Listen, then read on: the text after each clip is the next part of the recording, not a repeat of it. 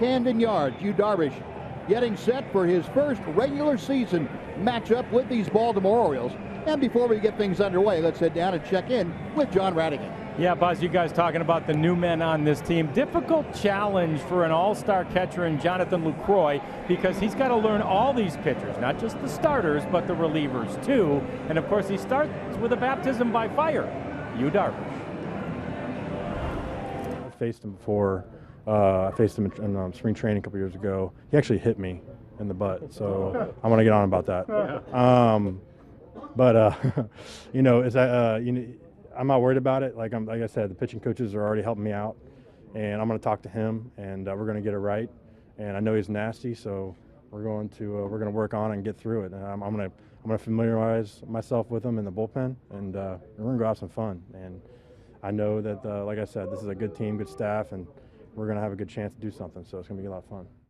And in this case, of course, nasty is a very, very good thing. When he says you is nasty, that means he's got nasty stuff. Jonathan, ready for anything that you might throw at him tonight, guys. Let's get it back up to you. All right, John, thanks very much. Yep. And he wants him to be as nasty as possible. Well, Tom's going to tell you about what's shaping up to be a nasty lineup for the Texas Rangers. Brought to you by Southwest Airlines. Well, you've got that right, Buzz. It's going to start off with the left fielder, Jurickson Profar. Ian Desmond moves from third down to second to make room for the DH, Carlos Beltran. Adrian Beltre mans the cleanup spot. Rougned Odor will bat fifth. The new catcher, Jonathan Lucroy, will catch and bat sixth. Nomar Mazara will be seventh. The player of the week, Mitch Moreland, moves down to eighth in the lineup. And batting ninth is the .290 hitting shortstop Elvis. Yeah, Dylan Bundy, the 23-year-old Oklahoman, on the hill for his fourth Major League start, facing Jurickson Profar. Profar, swing and a miss. Bundy, well above average fastball in the mid-90s, at times higher than that. A sharp curveball and a good changeup. Ranger hitters will try to make him throw strikes early and not expand that strike zone. You start swinging at pitches just out of the zone, and it can be a very short night for you against Dylan Bundy. And Jurickson fouls that next pitch away. No balls, two strikes. Bundy from Tulsa, Oklahoma, drafted by the Orioles, the fourth overall pick in the draft, the first round pick by the Orioles in 2011. And he gets a strikeout. There's Profar gone on that 95-mile-an-hour fastball. And we'll take a look at the Orioles defense tonight behind Dylan Bundy. Outfield, Kim, Jones, and Trumbull, left, center, and right. Chris Davis and Jonathan Scope on the right side of the infield. J.J. Hardy and Manny Machado on the left side, with Matt Weiters catching. And Dylan Bundy on the hill. Well, one up, one away. Ian Desmond back into that second spot in the Rangers order. Takes the big breaking ball for strike one from Bundy. Well, he threw Profar three straight fastballs and really overmatched him. But against Desmond, he didn't want to take a chance on a fourth straight fastball, so he tried curveball with him. Chopper right down the line. Machado from behind the bag at third. Goes out Desmond, and they're two away.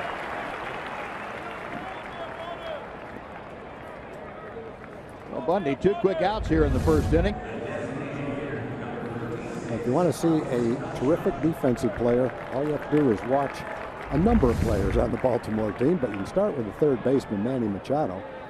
Move over to the Gold Glove shortstop, J.J. Hardy. Jonathan Scope is a terrific second baseman, center fielder, the catcher. Chris Davis is good at first. This is a really good defensive team. How about Carlos Beltran in a Ranger uniform?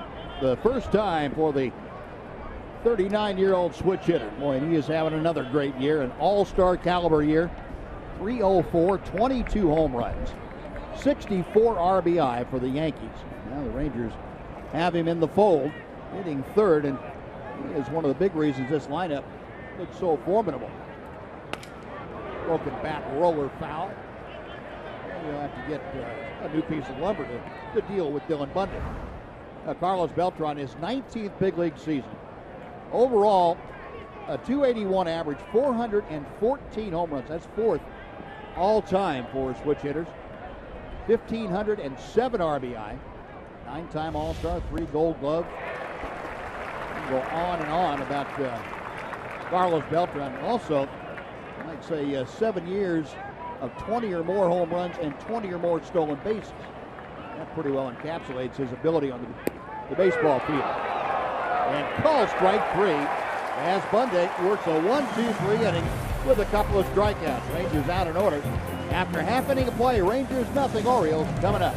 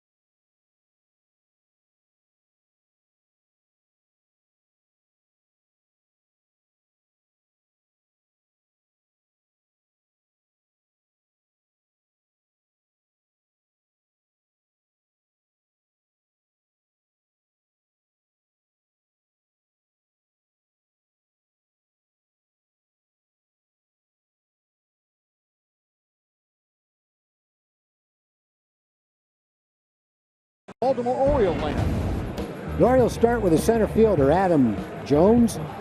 Hyung-Soo Kim is in left field batting second. Manny Machado is third. Chris Davis is the cleanup hitter, followed by the right fielder, all-star Mark Trumbo. Pedro Alvarez is the DH. Matt Weiters bats seventh at catcher. Jonathan Scope with 17 home runs plays second and bats eighth. And the shortstop batting ninth is J.J. Hardy. And that is the skipper Buck Showalter's lineup that will face Yu Darvish tonight. The only time that Yu Darvish has faced the Baltimore Orioles back in 2012, the American League wild card game. And Joe Saunders tooled the dandy that night as the Rangers lost their wild card game and lost the rest of their season. It was over after that ball game, a 5-1 defeat to the Orioles. Darvish has not won since coming back off the disabled list. He was trying to pick up a win here tonight in his fourth start in the second half. Well, Adam Jones leading things off for the Orioles. 1 ball and no strikes. Adam Jones, 267 with 20 home runs and 62 RBI. An unlikely guy for your leadoff man, but look at the rest of the Orioles lineup. He sets things up pretty well for him. He's very much a free swinger. He lines one to the gap in right center. Azara cuts it off, and Adam Jones aboard with a leadoff single.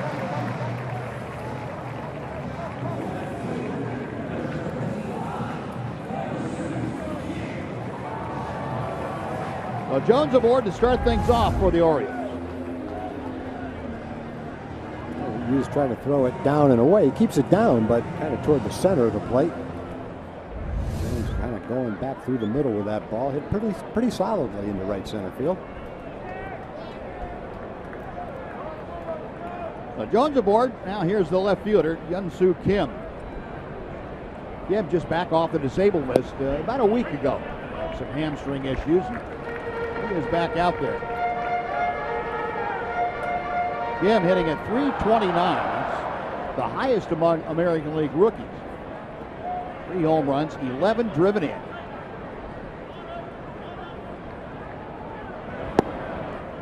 Darvish missing low and inside. 1 ball and 1 strike. Well, something Kim brought with him from Korea was a good eye at the plate. He's a patient hitter. He walked 100 times last year in the Korean League, and this year he's walked 20 times, and inconsistent playing time for a .409 on-base percentage. So he's hitting for average and patient at the plate. Good number 2 hitter, good top of the order guy, on-base percentage guy.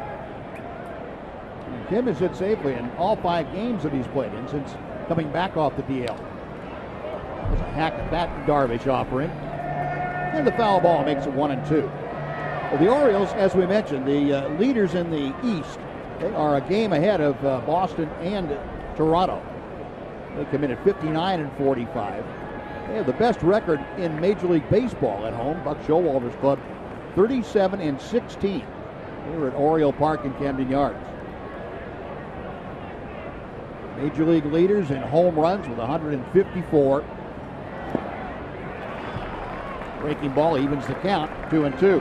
And Hugh gets a lot of his strikeouts on sliders and curveballs that are down, tough to lay off, tight pitches that are out of the strike zone. Kim's a tough guy, it would seem, to get in that way. He's already laid off a couple of those tight pitches. It comes with the patience. Good eye at the plate, recognizes the pitches. Jones a modest lead at first. Tapper right back to Darvish. To Andrus, back to Moreland. 1-6-3. The Rangers turn their 136th double play of the year. Yeah, it really doesn't matter who's pitching. The Rangers are going to turn their double plays. Now, good play by Darvish. Sometimes the pitchers, when they feel the ball, panic a little bit. Darvish gets rid of it quickly, but it's a perfect throw to Elvis. Kind of leads him across the bag. No threat from the runner because Darvish gets it to him so quickly, and it turns into a nice, easy double play. Well, that removes the leadoff single. Base is empty, 2 away from Manny Machado. 136. That is 21 more than the second highest double play total in baseball. It's a lot of base runners removed. Machado chops it foul. It's 0-1. We'll take a look at the Ranger defense as long as we're talking about that. Delivered to you tonight by Brake Check. Profar, Desmond, and Mazzara left, center, and right. Infield, Moreland, Odor, Andrus, and Beltre. With Jonathan Lucroy behind the plate. One of the best catchers defensively in all of baseball, along with his offensive skills. 1 ball, 1 strike. Saw Jonathan downstairs prior to tonight's game. And if he'd had a wider face, he could have had a wider smile, but his smile was ear to ear as it was. And you could tell that picking up about 35 games in the standings set him pretty well with him. he was thrilled. But reminded everybody that, hey, you still got to go out and produce on the field. Yeah, that's what it's all about. The thing that I don't understand is why people are feel so comfortable criticizing him for turning down a trade to Cleveland because Cleveland was a better team than Milwaukee. One of the things he did was he negotiated the right to veto a trade to 8 places he didn't want to go to. He's got the right to do it, and he did it. He wanted to come to Texas, and that's where he ended up. So people ought to congratulate him for being smart enough to figure the best way to make it work out. Machado rips one into left center. Over to cut it off Desmond. He'll hold Machado to a long single. Well, 2 hits in the inning. Double play, though, has come in handy. 1-on-2 out for Chris Davis.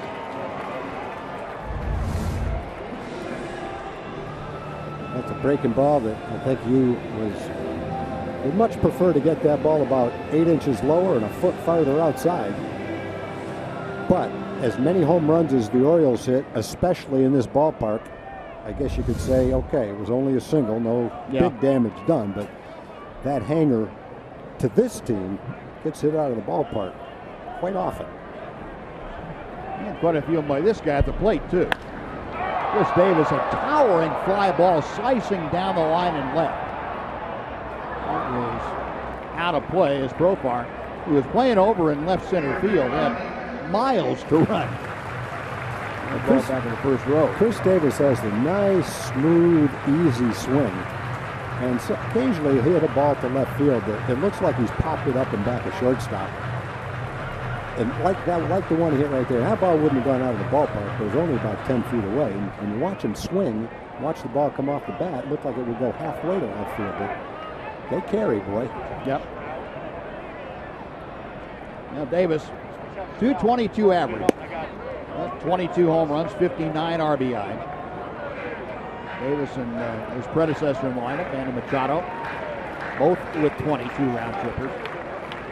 Team leader Mark Trumbo will follow Chris Davis in the order. The ball and a strike as Darvish checked Machado at first. A foul ball will make it a ball and 2 strikes.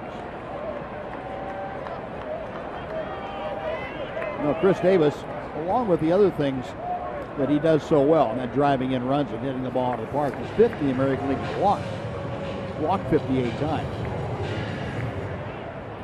The on-base percentage not really equal to the batting average. Batting average low, the on-base percentage way up there.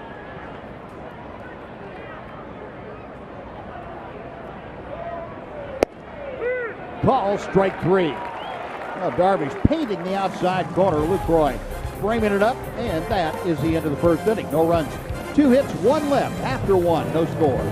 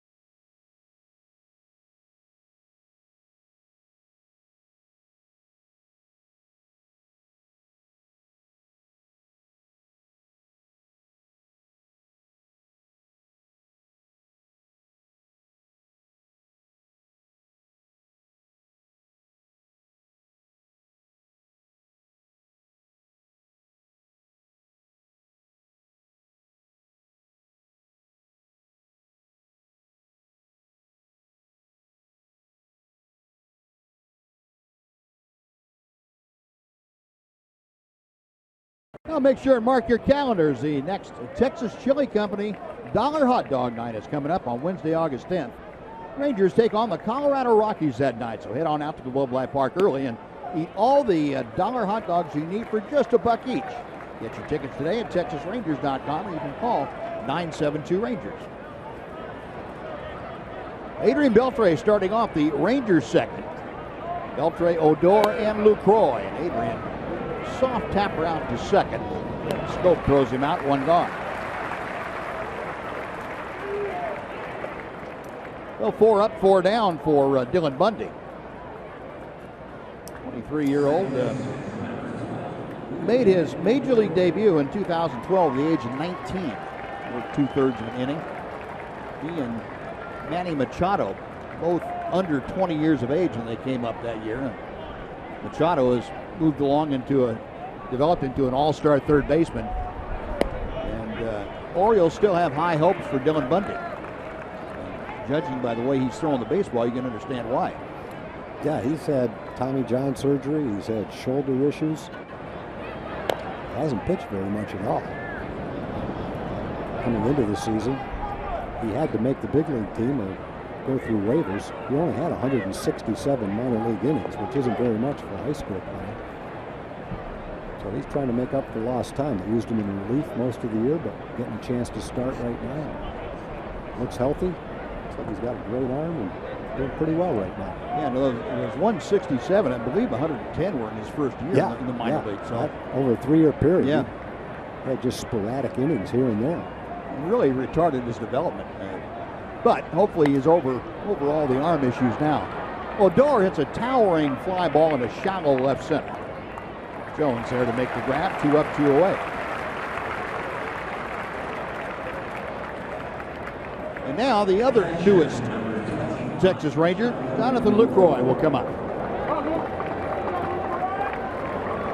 Lucroy, an all-star catcher with the Milwaukee Brewers. Left there hitting at .299 with 13 home runs and 50 RBI.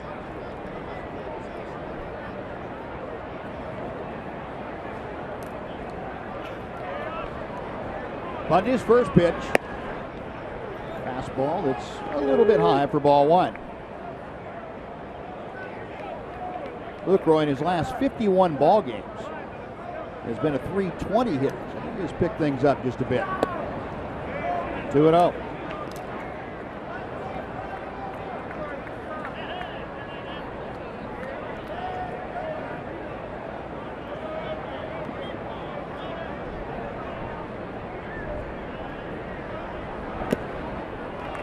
Two balls and a strike. Bundy in his last start retired the first 16 hitters he faced. Retired 5 in a row in this game. He gave up a couple of home runs after that. He's got a good combination: fastball, curveball, and changeup. Yeah, keeps things pretty simple, and his simple is pretty good. Falling behind though, 3 balls and a strike. Sharply hit this time, but Skoke able to glide to his left, up with it, and that will do it. So 6 up, 6 down for Dylan Bundy. Rangers gone in the second. After 1.5, we are scoreless in Baltimore.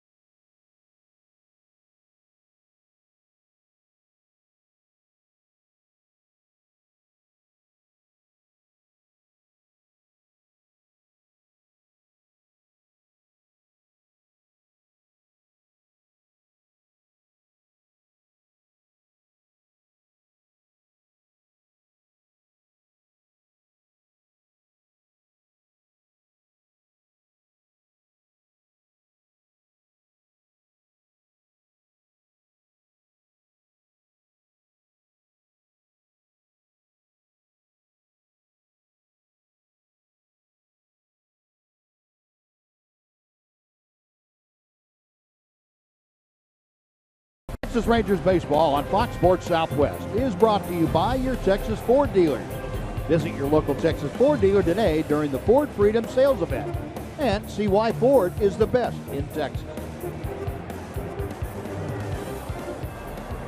Oriole Park in Camden Yards.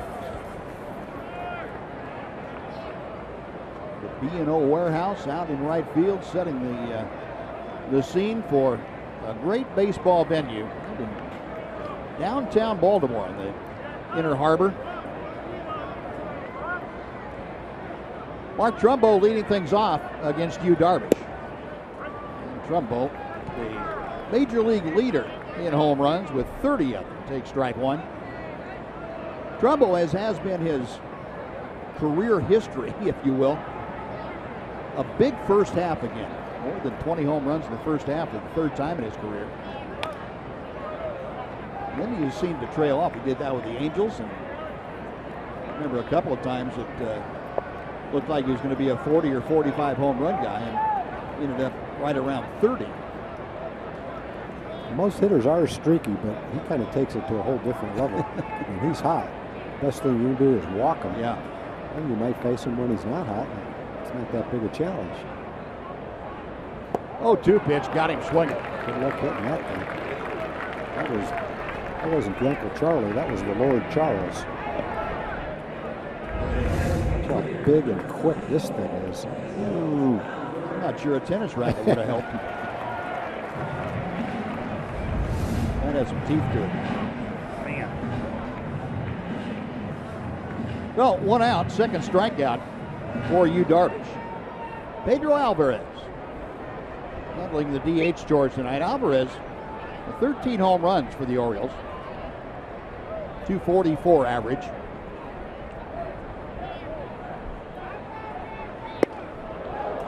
Nothing in 1. One of the guys that Jonathan Lucroy is very familiar with. Have a look at that last strikeout. And the only chance you've got on that pitch is to take it and hope the umpire calls it a ball. Yeah, Mark's not the only one that would have missed that pitch. That pitch is going to get anybody. Trumbull would agree with you. Yeah, he's saying, if he throws me that all night long, it's going to be a long night. Hopefully he hangs one. Off the end of the bat, foul back, and out of play. It's 1-2. Alvarez, last 4 ball games, started to pick up the pace offensively. A 375 mark, a home run, a couple driven in.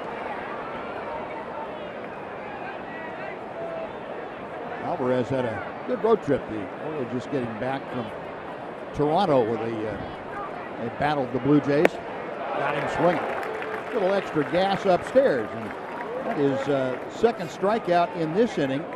3rd in a row for Darvish. 2 gone. Pretty well executed fastball. Watch Lucroy. He's got his glove a little bit higher. And Darvish throws it a little bit higher, right at the top of the strike zone. A little tailing action on it. And he gets it.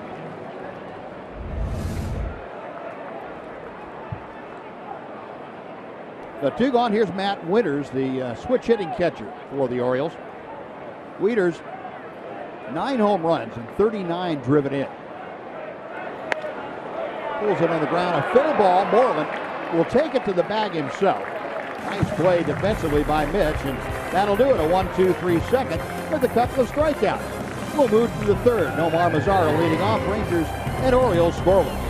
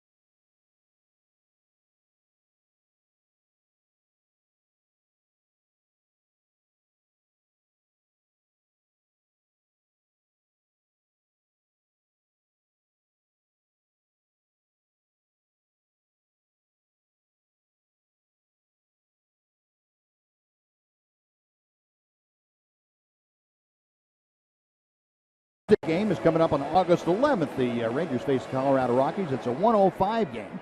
The first 10,000 fans will receive a Papa John's Texas Ranger Throwback Thursday collector pin. It's commemorating Michael Young as the all-time franchise leader in hits.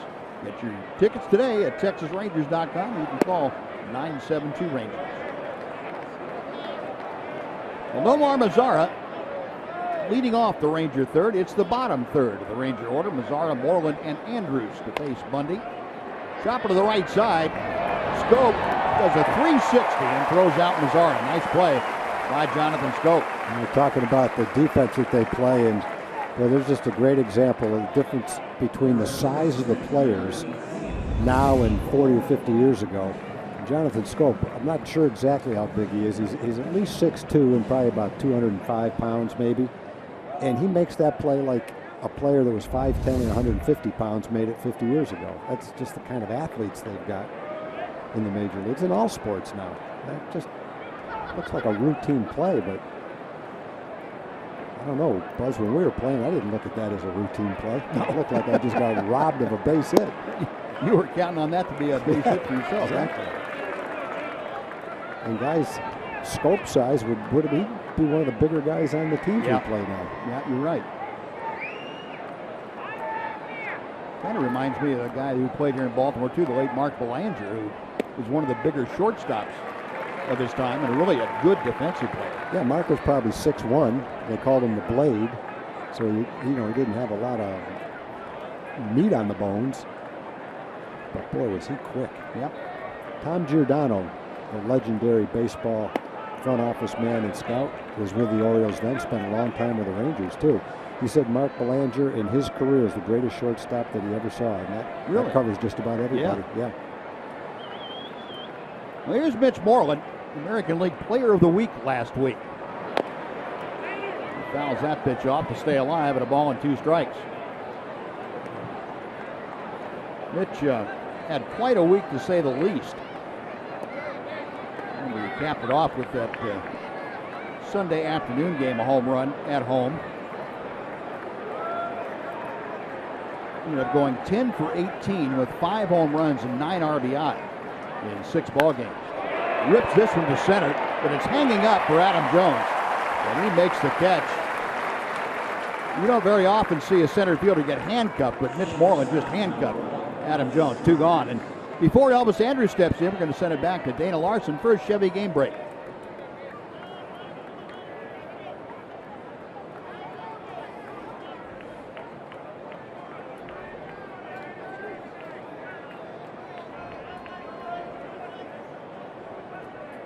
All right, Dana, thank you. Yeah, if Mitch had got that ball way up in the air, the people sitting on top of the backstop out in center, backdrop in center field might have been endangered. Boy, he's right on everything right now. He sure is. That's as hard as any of the home runs that he hit. Well, one thing about adding both Lucroy and Beltran to the lineup is you have Elvis Andrews now batting 9th. Not a bad number 9 hitter. No, getting 290. And then when Chu comes back in the leadoff role, now you've got a 20 home run guy with 40% on base potential batting leadoff too. Yeah. It just gets even better and better. Watched Shin-Soo Choo this afternoon take some batting practice and hit some off Derek Holland. Swung the bat pretty well. They're going to wait, see how he handles coming back tomorrow to decide what to do with it. Well, it's another 1-2-3 inning. Machado throws out Andrews. 9 up, 9 retired. Dylan Bundy perfect through 3 after 2.5, no score.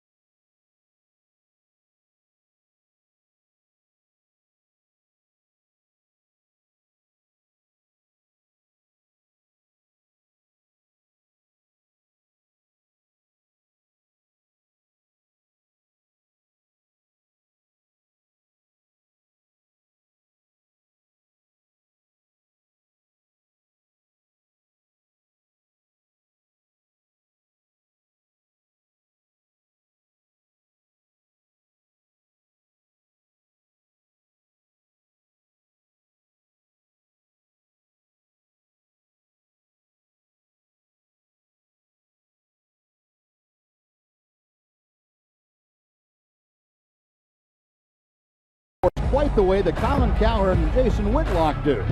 The brains to know and the guts to say. Gets Colin and Jason on FS1's new daily sports talk show, Speak for Yourself. That's weeknights at 5 p.m. Central.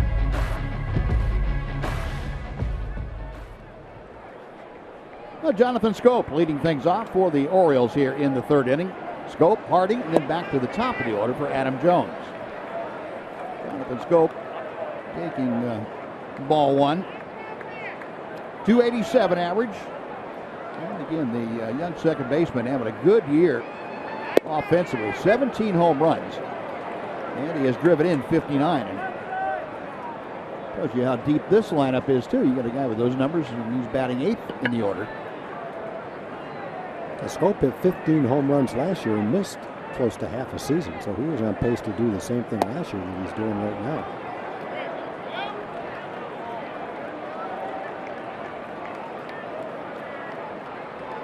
Check swing by Schoop. 2 balls and a strike. Now the Orioles, a couple of hits in the first inning, but Darvish used that double play to avoid any damage. Little pop-up out near the bag at second. Elvis takes care of it. 1 out. Sounded like he hit it with his club cover still on it.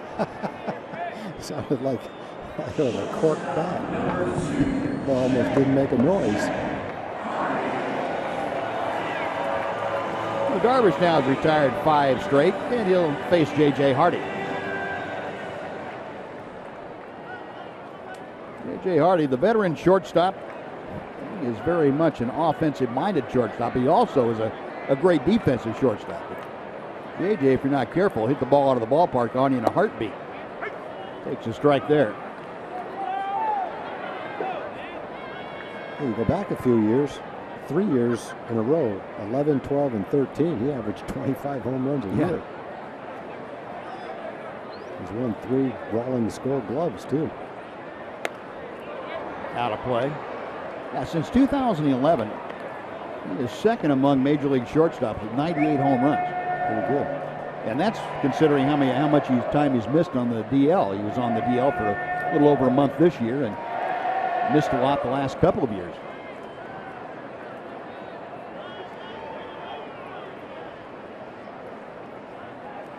Nothing in 2 the count.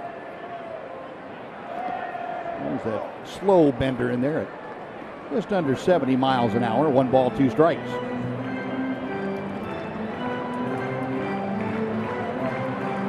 Now, Darvish, 11 strikeouts in his last out. It was a 6-inning affair, and he looks like he has better stuff tonight than he did last time out. Maybe a little better fastball. Beltre bobbles, recovers, throws, got him. Whoa. Adrian was in a hurry after the second time he reached down there and couldn't get it. Thought after the second one that he wasn't going to be able to get him. That last little hop. Boy, he got rid of that quickly. And he got him. Yep. Well, that'll go down as 5-3 in the scorebook, but that's anything but a routine 5-3 putout. Darvish turning into a cheerleader on the mound. Nice going, Adrian. Never doubted you for a second.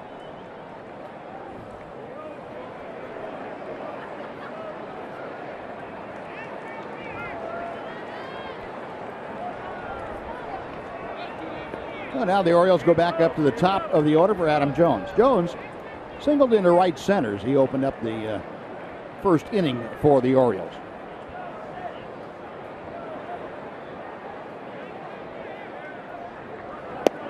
Darvish pours in strike 1. A lot of strikes for you. It'd be interesting to talk to Darvish after this, or listen to him talk about it, about the difference throwing to Lucroy, see if it changed up the pitch calling sequences any. Yeah. You would think each catcher has his own way of doing things for the first couple of times, that Lucroy would be trying to stick with a game plan. Doug Brocail put together a great one for their starters. And each catcher, I would imagine, has his own interpretation of that scouting report. 0-2 to Adam Jones. And another foul ball pulled down the left side. To note that Darvish had only worked to 8 different catchers in his major league career. He's been with the Rangers since 2012, and that, considering the number of catchers the Rangers have gone through due to injury or what have you, that didn't seem like very many, but he was only had 8 this year. Bobby Wilson had caught most of them. And there is a swinging strike 3, 4th strikeout for Darvish. So 3 up, 3 down. After 3, no score in Baltimore. Now, let's go to Rick Renner in our Rooms to Go lounge.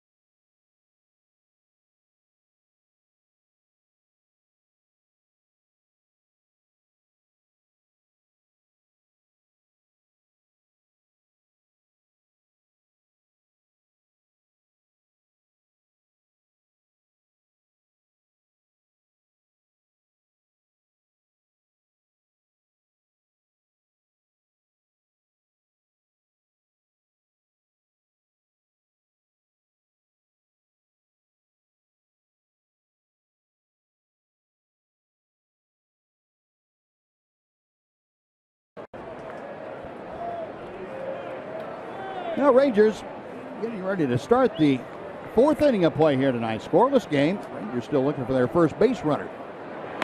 And Jurickson Profar lifts one in the air to right field. Even though it's short out there, that's not quite going to threaten the outfield wall as Trumbo makes the grab.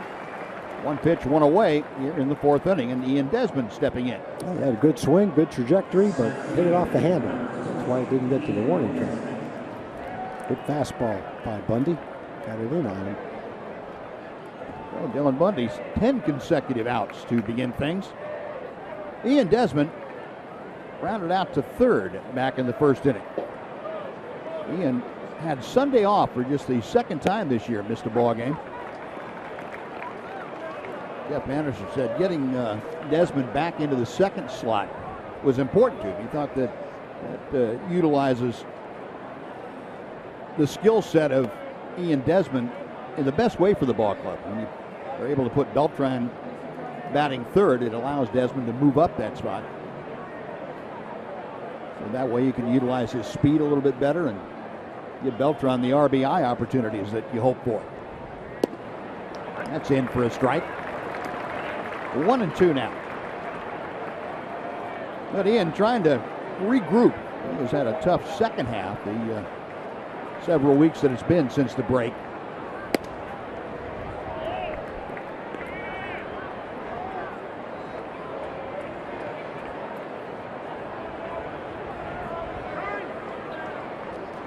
Time called momentarily.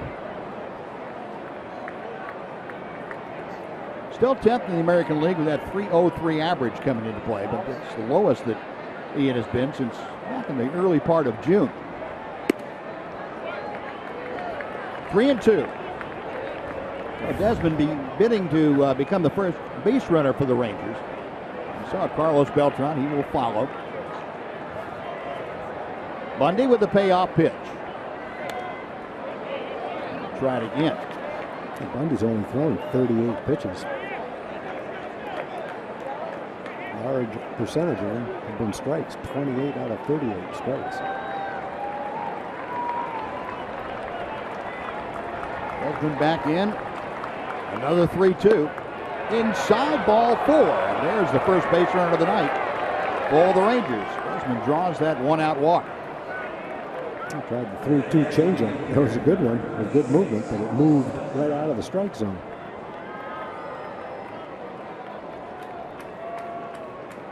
So Carlos Beltran, who was called out on strikes in the first, steps in. Beltran, as we talked about, the switch hitter.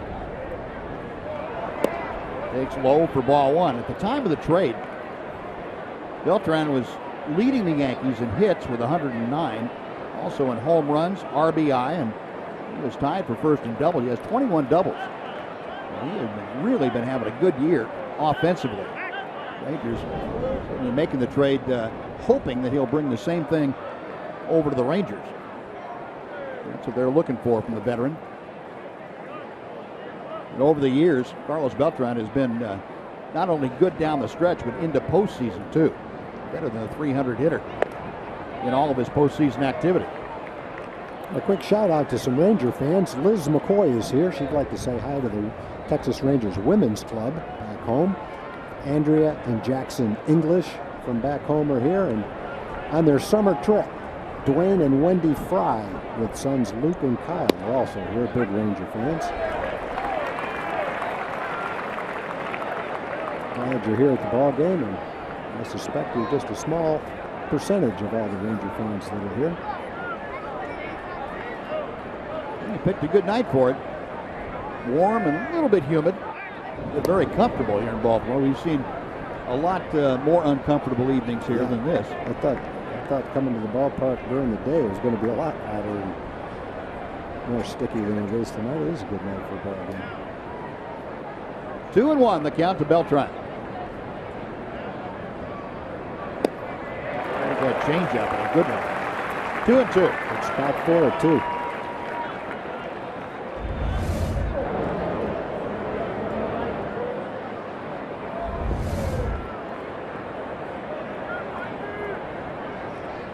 Well, Bundy peering in for the signs, picks out one.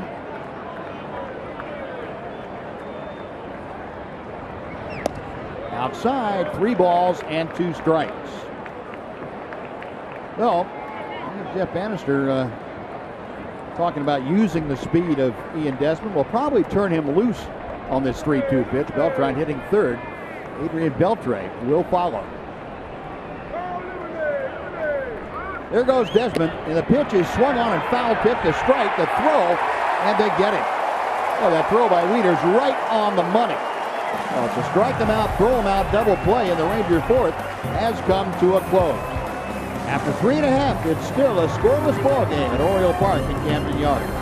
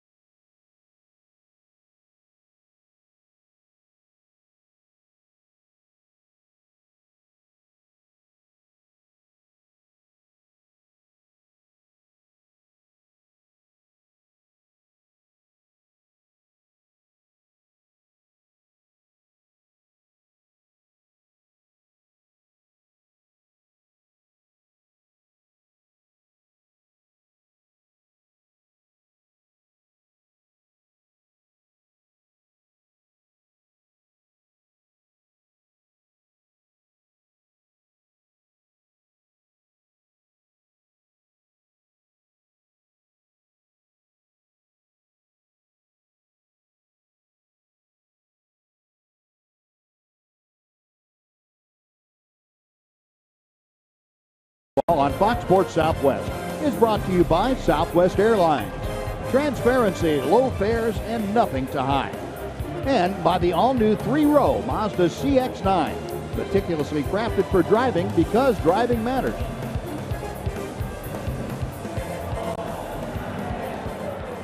A nice crowd on hand here on this Tuesday evening at Oriole Park in Camden Yards. Scoreless ball game with the Orioles with the only 2 hits of the game as they come to bat in the bottom of the 4th. It'll be Kim, Machado, and Davis, first 3 to do the swinging against Darvish. Darvish with 4 strikeouts through the first 3 innings. He has not walked a hitter. Hyun-Soo Kim grounded into a double play, which was the big play in the first inning. 1 ball and no strikes.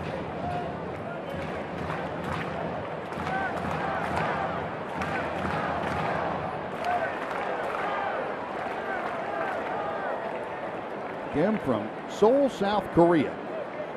The 28-year-old takes ball 2.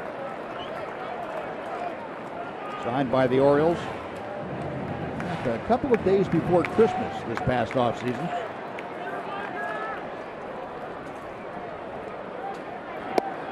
Darvish pumps a strike on the inside corner.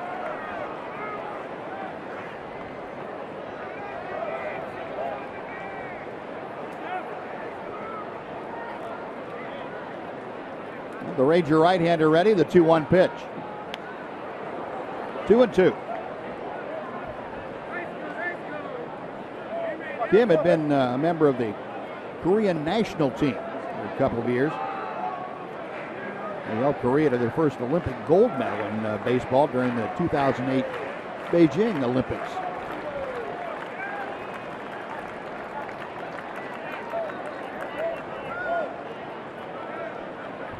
Darvish, long look into Jonathan Lucroy. And both of them trying to get into a rhythm with each other. Now Darvish nods in agreement. Little looping drive to right. That's going to settle in for a base hit. And Kim opens the Oriole 4th with a single to right.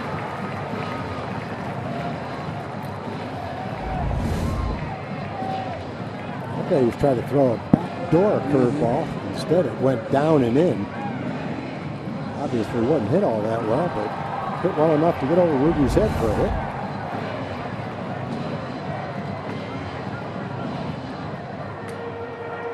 So 1 nobody out. Now the middle of the order coming up. Manny Machado, who laced a single into left center.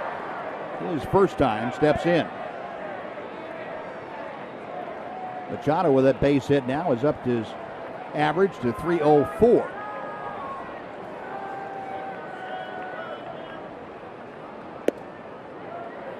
One ball and no strikes.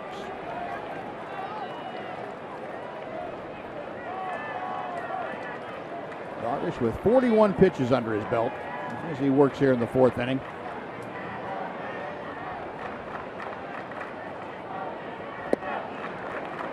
At the knees, 1 ball and 1 strike. A base hit for Machado in the first, snapped an 0 for 8 that he had been in. He is such a consistent hitter, though. 3rd in Major League Baseball, 30 doubles this year, again. And he has been a doubles machine, an extra base hit machine. Adding the home runs, he's 12th, along with his teammate Chris Davis with those 22 home runs.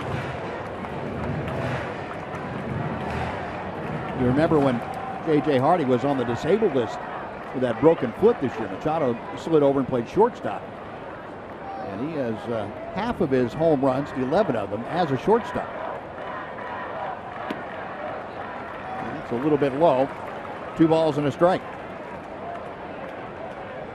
Yeah, it's kind of interesting when you look at Machado's 2013 season. He hit 14 home runs and 51 doubles. And then 2 years later, he hit 30 doubles and 35 home runs. In each case, there were 65 total doubles and home runs. The doubles went way down and the home runs went way up. would almost suggest that the doubles started going a little bit farther and turned into home runs. Yeah. When he was younger, more of a line drive, doubles type hitter. A couple years later, he got a little bit bigger, a little bit stronger, a little bit more experienced, and started converting some of those doubles into the long ball. Well, that's a great point, Tom. Some of the balls we've seen him hit for right and right center, you can understand later in his career as it is now, he's able to drive those out of the park. Yeah, Darvish takes care of him here. A good breaking ball, and that is strikeout number 5 for Yu Darvish. One out for Chris Davis. Well, the fans have voted. The first 15,000 fans, 14 and older, to the game on Saturday, August 13th, will receive a Snapple Brookshire's fan vote T-shirt, selected by, you guessed it, you fans. Don't miss the special giveaway. Rangers take on the Tigers that day. Get your tickets at TexasRangers.com or call 972-RANGERS.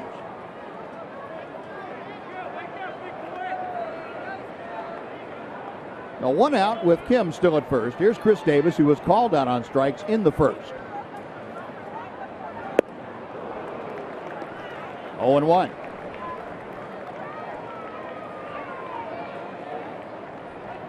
Watching Chris swing, and still his swing hasn't changed since he was with the Rangers. Came up in 2008. If you could keep the ball in that exact spot and not deviate from that, you would probably get him more often. He might hit a foul like that. The only problem is guys don't think you can do that often. And if you make just a slight mistake down a little bit, he'll hit it as far as anybody. And you go back to 2012, and Chris Davis leading the pack in Major League Baseball. Our Ford leaderboard showing you Davis with a 2-home run lead over Edwin Encarnacion. Right on down, Nelly Cruz and Miguel Cabrera, Mike Trout. Biggest home run hitters since then, but none bigger than Chris Davis. And you can see where those pitches are. They're up. If you get it up maybe 3 or 4 more inches and inside 4 or 5 more inches, then you're kind of in the sweet spot for a pitcher. Yeah. Where he missed those two. Those are good, but they're still borderline. Yeah. I like to see that upper inside quadrant there. Right. And we used to say, well, you didn't want to say it when he was a Ranger, but we could see it. As long as you threw it up there, you're right. He wasn't going to have a lot of success. There you go. Up in there. That's a little bit higher. And that is strikeout number 6 for Darvish. Second time that he's gotten Davis. So now, as a pitcher, and you sense, you feel that kind of pitch will get him out, would you just throw every pitch there, or would you still mix it up a little bit? You'd have to fight yourself to want to go to something else. Say, no, he's got to be looking for it. Well, no, it doesn't matter whether you're looking for it or not. I can say that now, but when you're out there on the mound, you say, no, I can't do that again. Yeah, he's going to cheat on this one. He's going to start his bat a little bit quicker on this one. But I'm of the belief now, especially, that the guy can't hit it, keep throwing it to it until he proves to you can. Now, it's been interesting watching Mike Trout this year because, we were kind of saying that, not like we know what we're talking about, but baseball people were saying you could pitch Mike Trout up and in. Not as much this year. He's made some adjustments. Yeah, from what I saw, Trout, especially this last time we were out there and watching him, he's not swinging the pitch that's inside and up anymore. He used to swing anything up. Yeah. You can still get him if you throw it out over the plate and up, but there's not nearly as much of a margin for error out there. Yeah. Trumbo gets fisted, a pop foul. And that's going to be back on the roof of the Orioles dugout. And makes the count 1 ball and 1 strike. A Trumbo a strikeout back in the second inning. So Yu Darvish back with the punch-out machine here tonight. He has 6. And he's not through with the 4th inning yet. There's Darvish's last time out. Had 11 strikeouts. Their time before last, that was against Kansas City.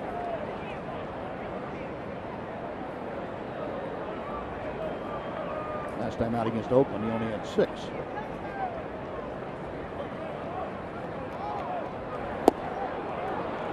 One and two. He's got so many ways he could strike you out. We've seen the curveball, seen the cutter, seen the high fastball. know the slider can strike you out. It's got a lot of different ways of getting you.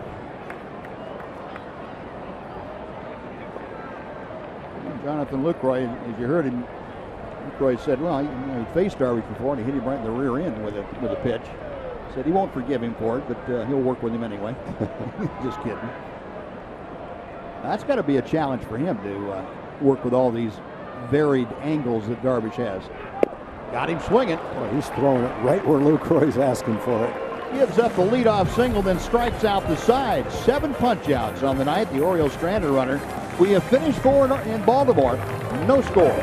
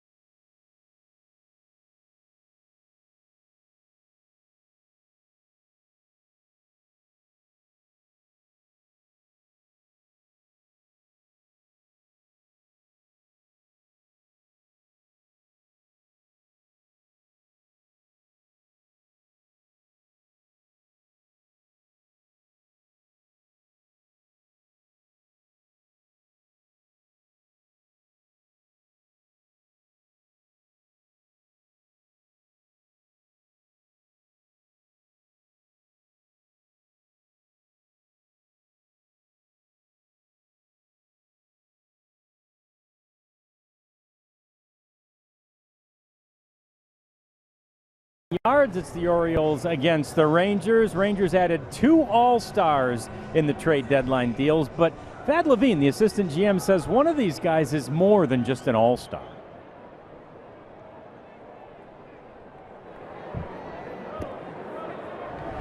We feel like we added one of the best professional hitters in the game of baseball right now. A guy who's a consummate winner, a guy who sits right in the middle of our order, has a chance to really impact everyone who hits ahead of him and behind him.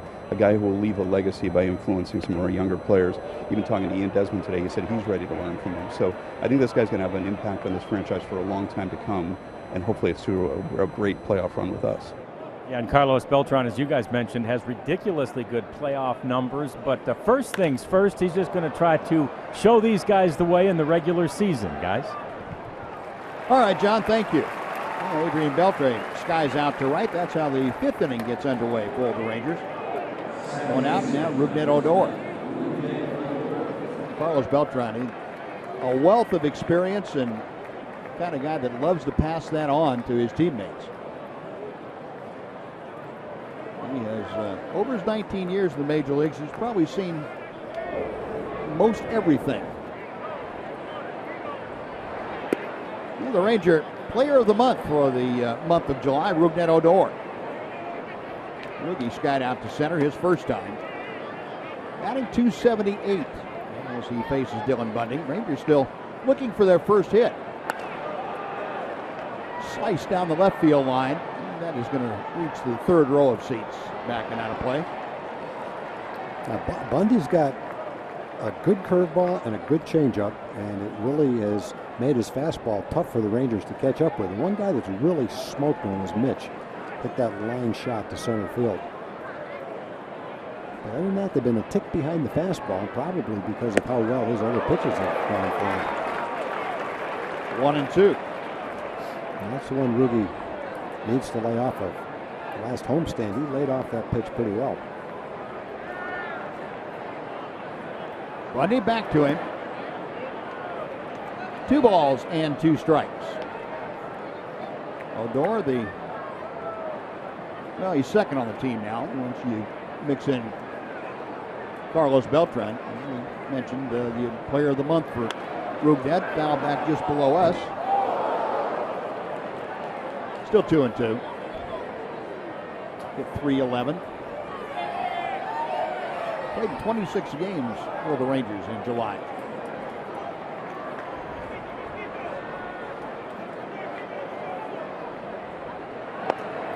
It's off the end of the bat, and that'll squib off foul.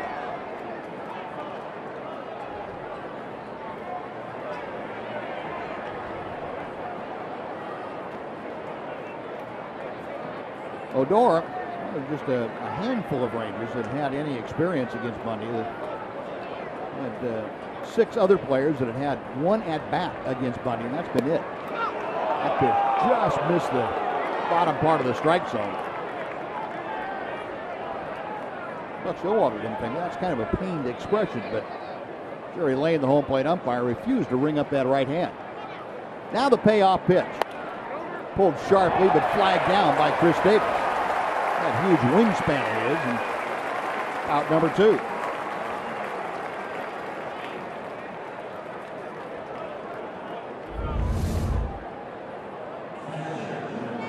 Now Chris is a really good first baseman. Good arm, a lot like Mitch. Good hands, good arm. Big guy, but he moves pretty well. So, Jonathan Lucroy for his second Texas at-bat.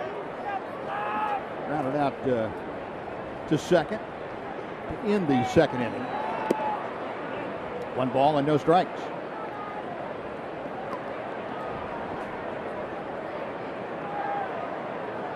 Lucroy trying to learn the Ranger staff, also learn a new league. He took strike 1. Going to have a full plate for the last 56 games.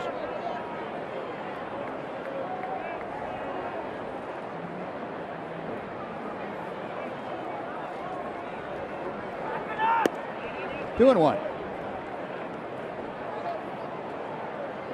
Lucroy left the Milwaukee Brewers. Milwaukee 10 games under 500, 16 and a half games out in the National League Central. So he picked up a few games. He waited on that curveball well. It stayed up for him, and he fouled it straight back.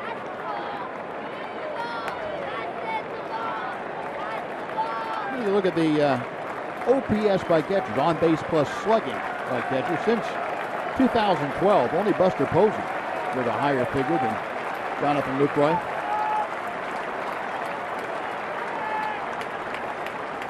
Two-two pitch. Got him outside corner. Jerry Lane rung him up. And Dylan Bundy with his 4th strikeout of the night. Rangers gone in order halfway through the game. No score.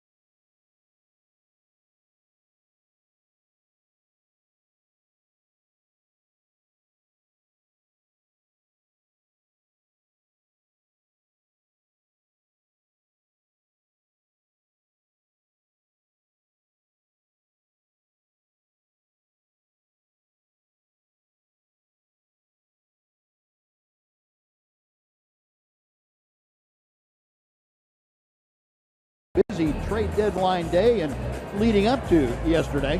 18 trades involving 49 players yesterday. Most deadline day deals in at least the last 20 years.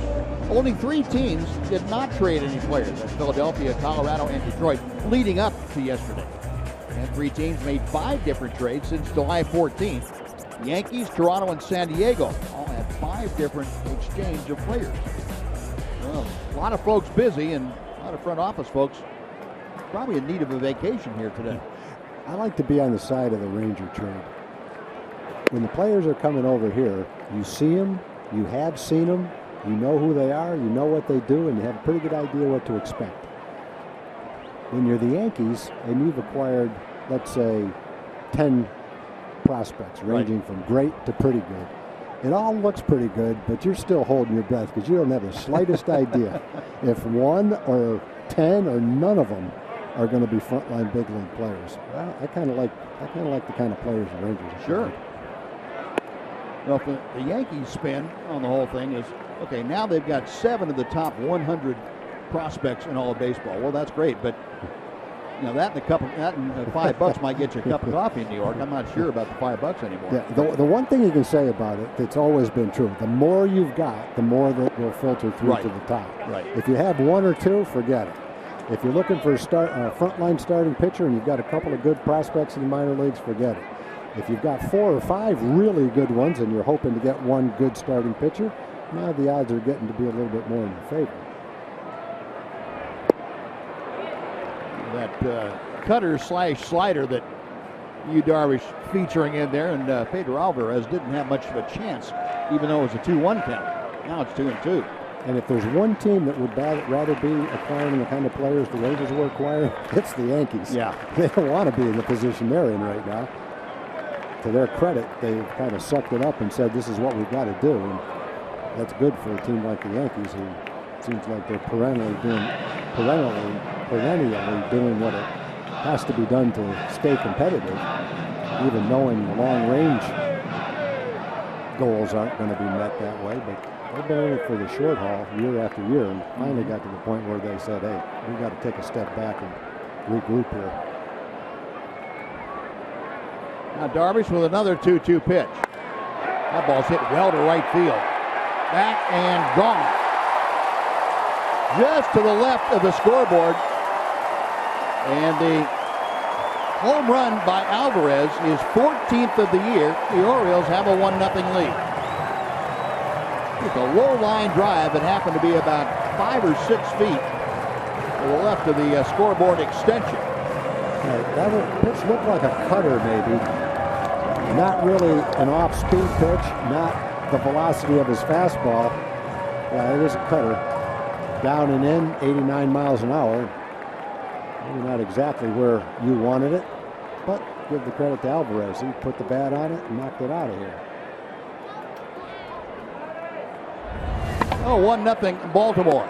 Now Matt Weiters, the catcher, takes high and outside for ball 1. Weiters rounded out to first back in the 2nd inning.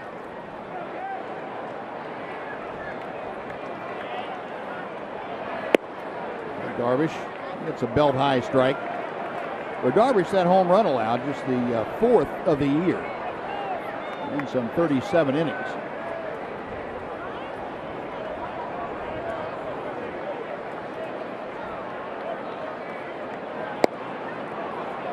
A little bit outside, 2 balls and a strike.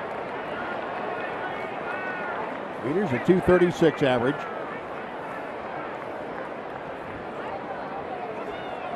Pedro Alvarez with the line drive home run breaks a scoreless tie. 2 balls, 2 strikes. And for the Orioles, that is their major league leading 155th round tripper of the year. They're 83rd in this ballpark. They've hit 83 home runs here in 54 home games.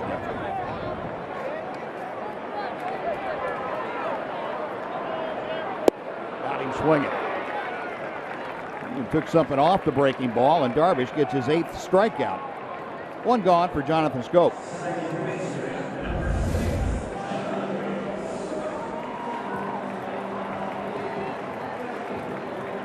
the left-handed swing at the pitch that Trumbo missed.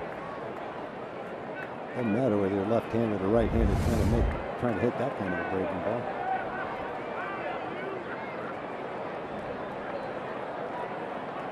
Scope hit a little pop-up to Elvis Andrus his first time.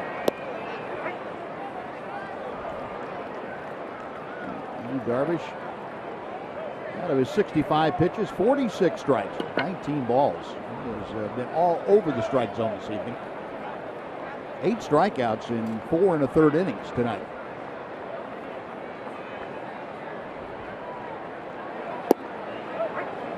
Ahead in the count very quickly, 0-2.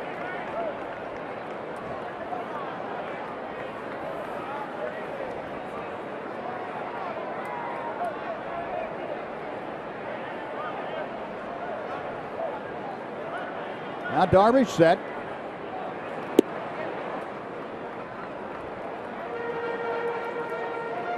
Darvish this year on the road, ERA about half a run higher than his ERA in Arlington. 3.54 on the road and 3.02 at home. Hasn't had the road favor him much of late. He gets a strikeout here. That is the 9th of the evening. So bases empty, 2 away. J.J. Hardy coming up, and we will send it back to Dana Larson for a Chevy game break.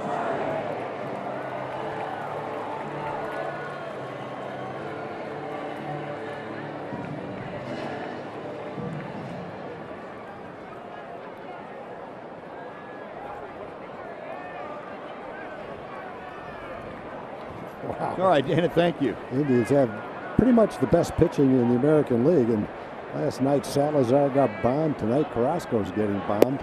2 of their best. 12-5 last night, 8-0 today. Makes you feel not quite as bad at losing 5 out of 7 to the Twins. Yeah. And you see what they're doing going into Cleveland right now. Well, that's one team. You don't know what to expect when you play them. You're right. You're right. Hardy lashes it out of play down the right side. And now J.J. behind in the count, 0-2 to Yu Darvish. Darvish 1 strikeout away from having his 28th career 10-plus strikeout game. He's already second in Ranger franchise history, second only to Nolan Ryan, who has 34 of them.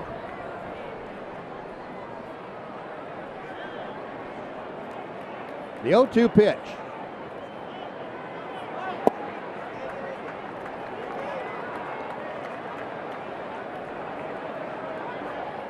Darvish fans.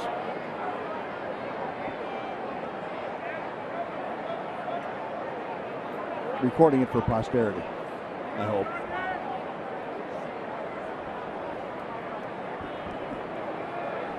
Hardy waiting, that open stance. Darvish back to it. And we'll try it again.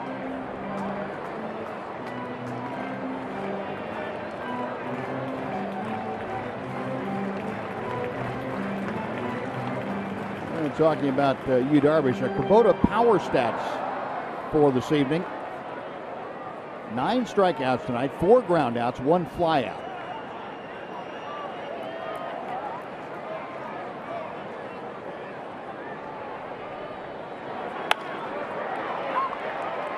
Andrus behind the bag at second, throws out Hardy, and that will do it. But the Orioles on the board on Pedro Alvarez leadoff home run. After 5, Baltimore 1, Texas 0.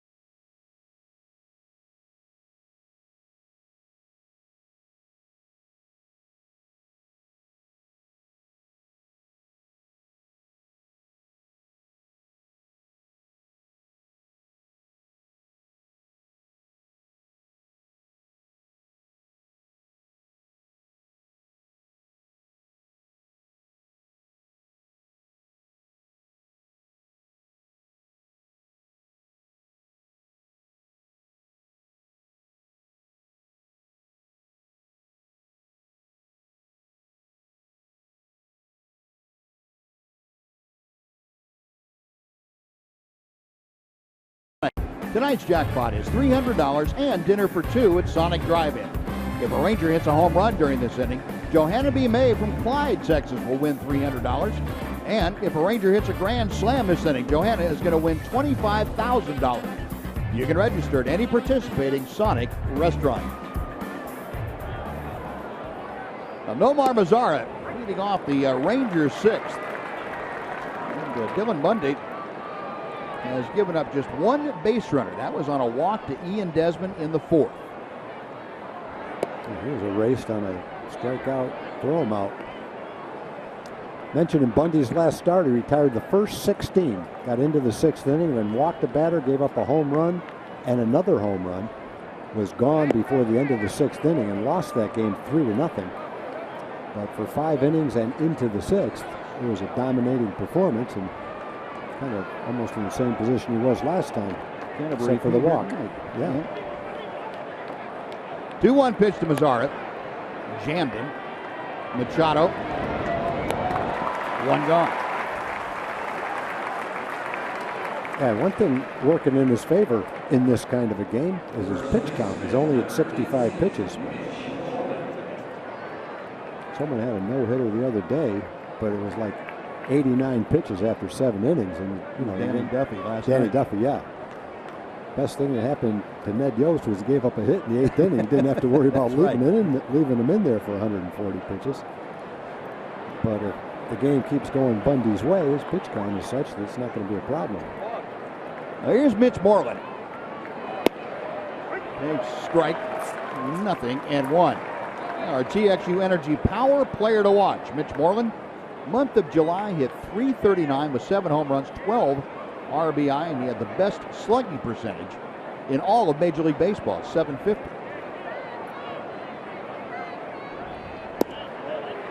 There's a changeup that floats over the outside corner. Boy, Bundy pinpoint with those 2 pitches. He's got 3 good pitches working for him tonight. Mitch lined sharply to center field. Probably the hardest ball hit tonight by a Ranger. That one just missed inside. 1-2. That's really the only ball that's been hit hard. There's a fairly hard ground ball hit to second. That's about it. Breaking ball. Mitch able to check his swing. Yeah, Bundy has been, well, he's been overpowering at times. The strikeout total is not indicative of overpowering, but certainly the swings have been for the Rangers. They just have not had a whole lot of good passes at him.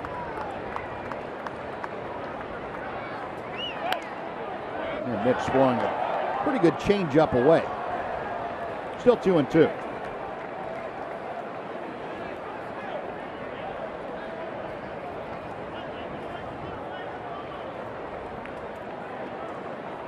Moreland, aside from the 6-game hitting streak, had a very good home stand. He hit .455 with 5 home runs.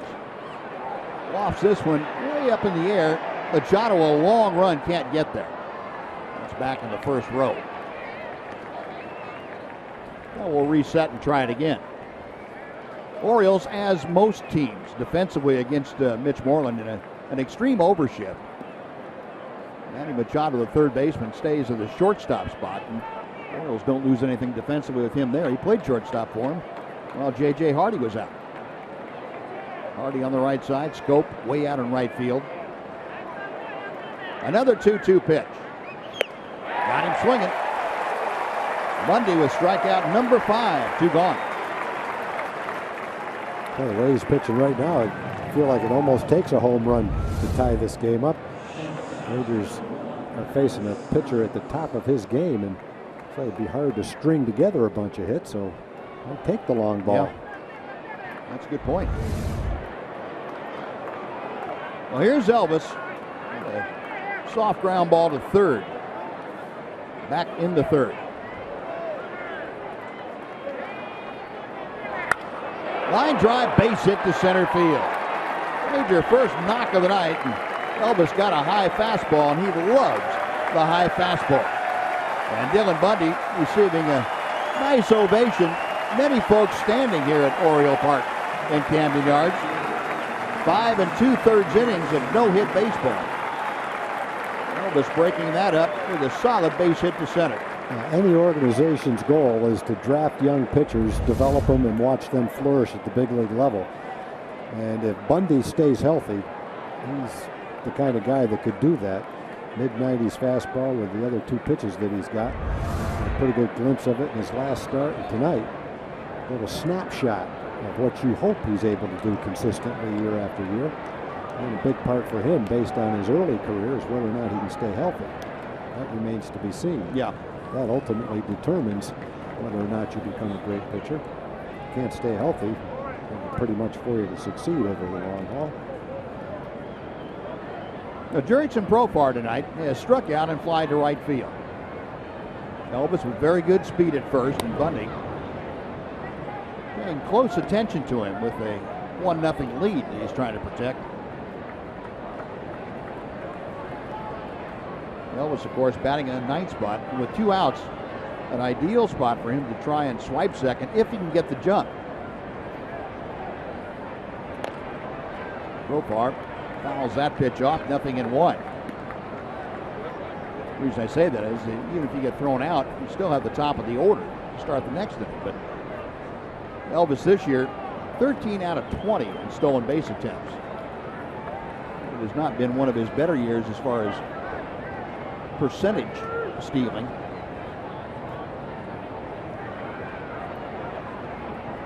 Bundy, a long look at him.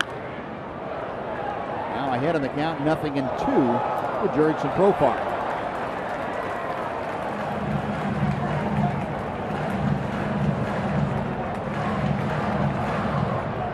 Profar, of course, the switch here, hitting from his stronger side. He's a .315 hitter as a left-handed batter, .245 from the right side. There goes, yep, Elvis stopped. And the pitch foul back. Elvis trying to get a jump. Once they got to 2 strikes on Profar, you can rest assured Elvis trying to get a jump to swipe second.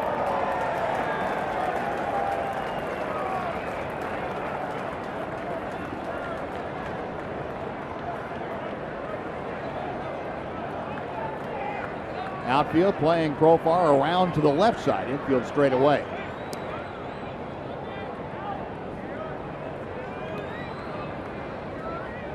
Hector Ortiz, Ranger first base coach, the ever-present stopwatch, timing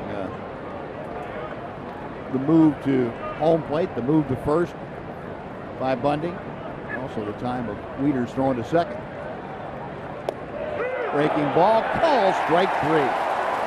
Jurickson frozen at home plate, and Bundy has his 6th strikeout. Rangers get their first hit, but strand a runner. After 5.5, it's the Orioles 1, the Rangers 0.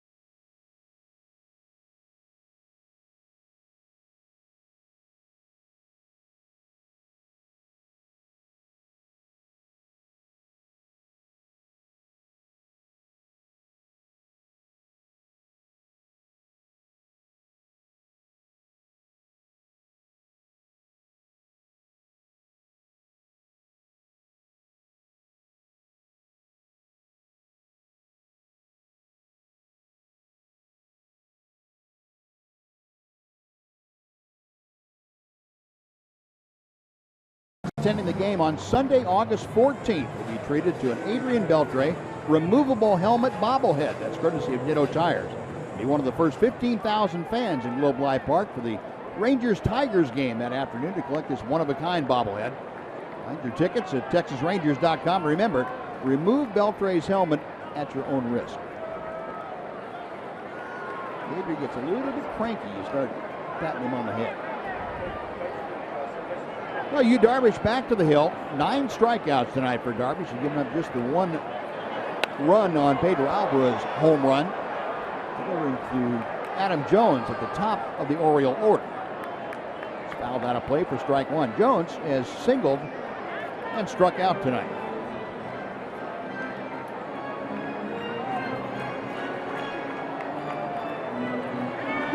Orioles will run on 4 hits. The 3 hits off Darvish were singles.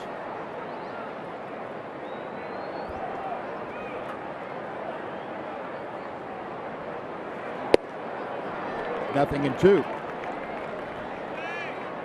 Well, that cut fastball tonight has been a big weapon for Darvish.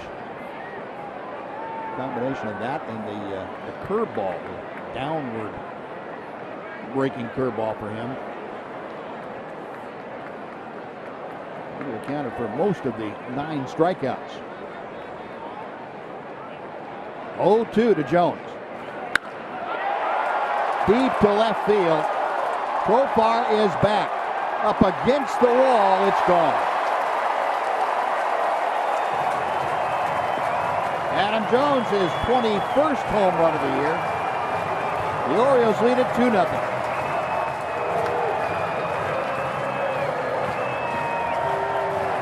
I wouldn't hit all that far, but it was far enough to be a home run in this park.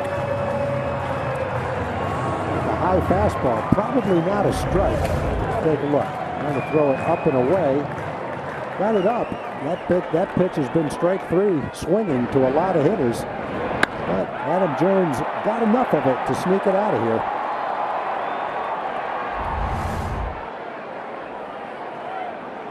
No, Hyun-Soo Kim now takes ball 1. So far. Front row. Yep.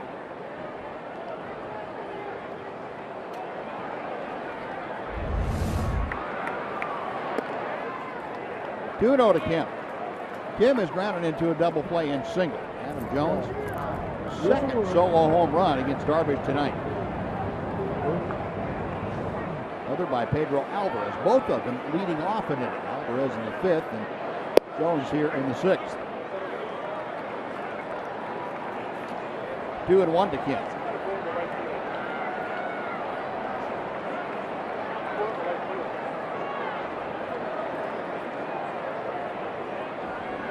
Darvish to the plate. This is a little bit low, and it's 3 balls and a strike.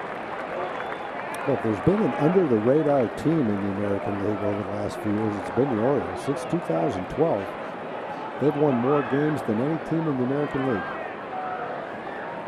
Yeah, that's a good trivia question, actually. Yeah. They've done a great job. They definitely haven't been the biggest spender. First walk of the night. Kim aboard. Nobody out. Manny Machado coming up. I believe they're still the only team that has been above 500 every year. Every year since since 2012. Yep. Now, Butch Showalter in his 7th season at the helm of the Baltimore Orioles. They hit home runs at a huge rate. They played excellent defense. They've got a closer who started off the season with 32 straight saves converted. And they have a good bullpen and enough starting pitching, I guess you'd have to say. Yep. Talked a lot about Dylan Bundy tonight, a young developing pitcher. Also have Kevin Gausman. Rangers knocked him around a little bit earlier in the season, but he's a young pitcher with good stuff. He's got a great arm.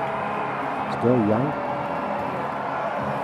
They have a couple of building blocks, it looks like anyway, young pitchers in their rotation.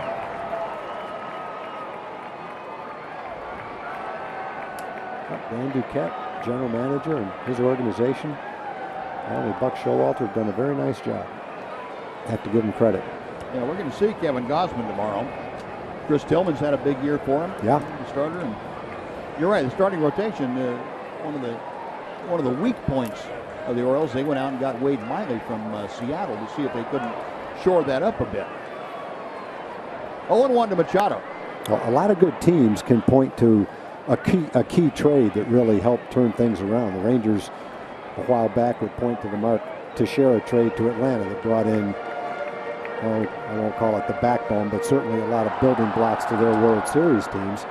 And if you look at the Orioles, hopefully some of the trades they just made will do the same thing. But if you look at the Orioles, when they traded Eric Bedard and got Tillman and Adam Jones, now you've got your frontline all-star center fielder and a frontline starter. That was a pretty good trade for kind of an inconsistent, at times top-notch starter who was basically kind of fading away at the time. Could still tune up a game here and there, but he consistently wasn't a winner anymore.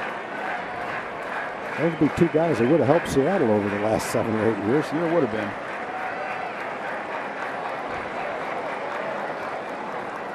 A 1 ball and 2 strikes to Machado, who is singled and struck out tonight against Darvish.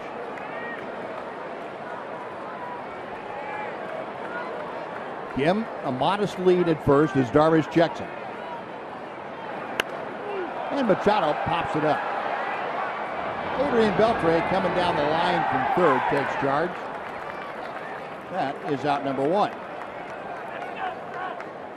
Chris Davis will be next.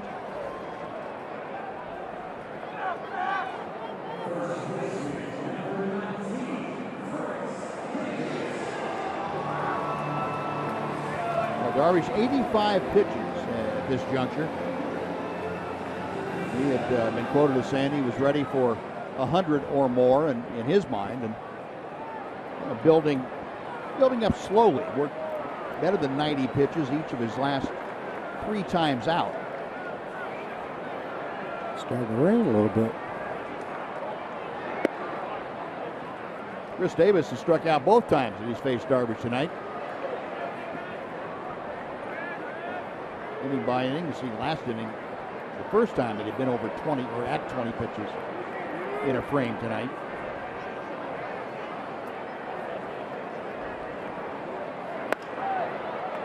Moreland steps on first. Now they got Kim in a rundown.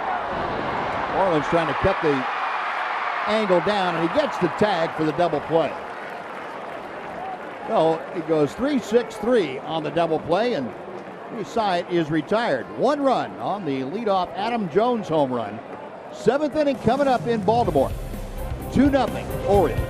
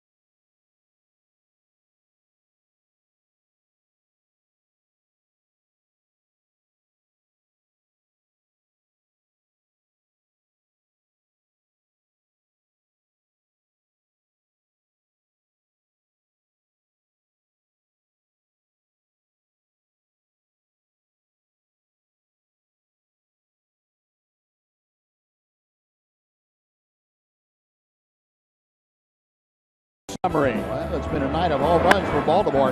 Bader Alvarez opened up the 5th inning with a 350-foot line drive home run. 1-0 Baltimore. Leading off the 6th, Adam Jones with his 21st home run. Into the first row, about 350 feet from home plate. And Dylan Bundy now has made that stand up. 6 strikeouts, just 1 hit for the Oklahoma native. And he is working here in the 7th inning, facing Ian Desmond to start things off, and he drops in strike 1. Desmond has walked and grounded to third base.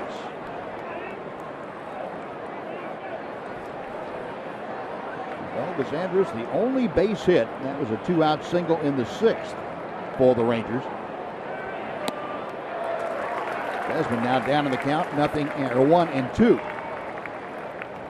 Bundy, last time out, his last start against the Rockies, set a career high 5 2/3 inning. He has surpassed that tonight.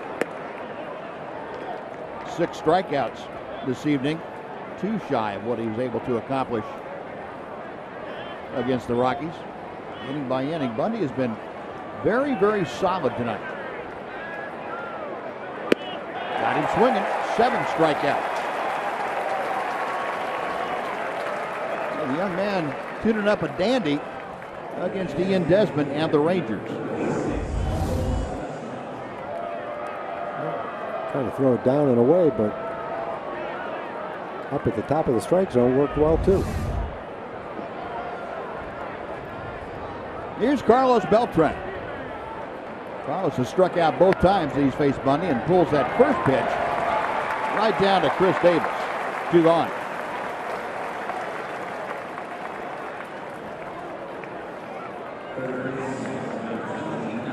And Adrian Beltre now will come up for his 3rd at bat. Well, the light rain continuing to fall here in Baltimore. The heavier storms look like they're going to hold off for an hour, hour and a half, maybe 2 hours. Shouldn't be any threat to the completion of this ball game unless we have to go into extra innings. Beltre has grounded to second and skied to right field. Might be a threat whether I walk back to the hotel or not tonight. That could be. That could be. You might not remember this. I remember, I don't know how many years ago it would have been. 15 years ago, you must have filled in to do a game, and we walked back to the hotel and it poured rain all the way back. I do remember to that. the old hotel we were staying I do remember that. Fortunately, it was only about 5 blocks from here. Yeah. That was 5 too many. It was 5 blocks enough to get wet.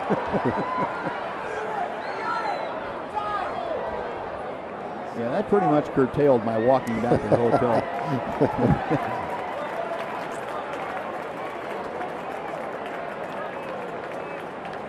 Well, it wouldn't be a trip, though, without rain here in Baltimore. It seems like we've had some beauties. Every time we come in here. I remember looking down at our dugout there one time and seeing Rudy Jaramillo sitting in the middle of the dugout on the top of the dugout steps, and there was about 3 or 4 feet of water in the dugout right up to his feet. He couldn't get out of there until the water subsided a little bit. Adrian Beltre ropes one to right field, going back as Trumbo up against the wall, makes the catch. Beltre trying to go opposite field, comes up a bit short. The Rangers gone in the 7th. Dylan Bundy and the Orioles have a 2-0 lead.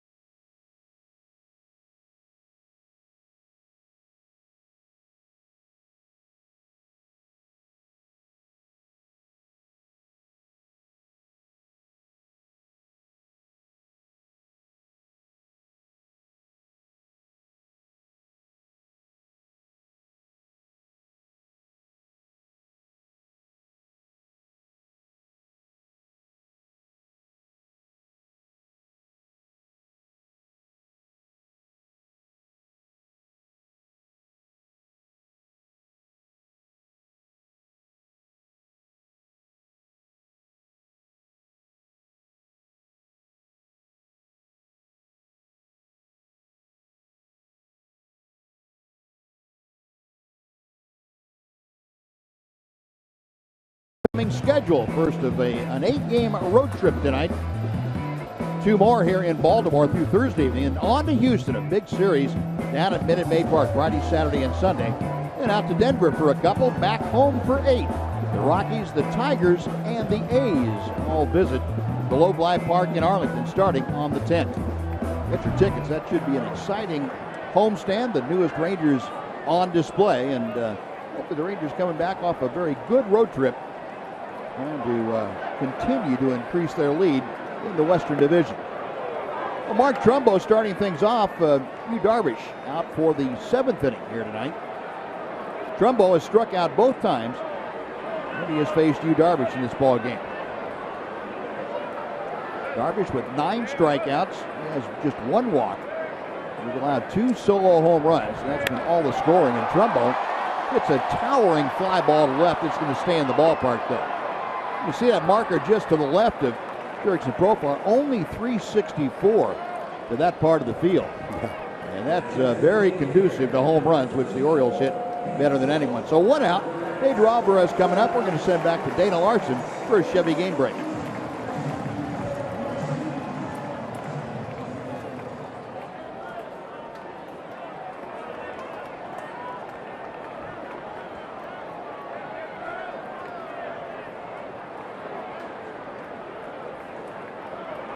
All right, Dana, thank you.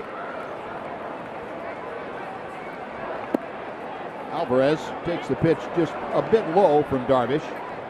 Alvarez struck out in the 2nd, lined a home run just to the left of the scoreboard into the seats in right field. His last time up. That was leading off the 5th inning for Alvarez, his 14th home run of the year. How's that next pitch backing out of play?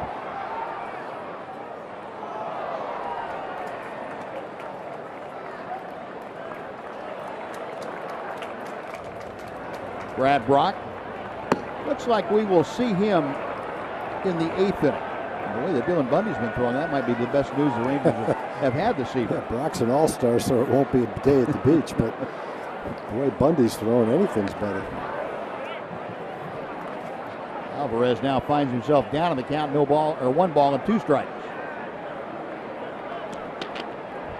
Well, Alvarez, yeah, that home run was no accident.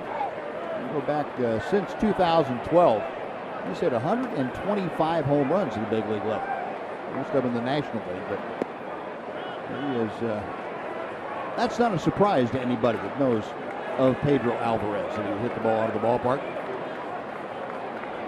Signed late this spring with the Orioles. Contract didn't come about until the 10th of March. 2 balls, 2 strikes.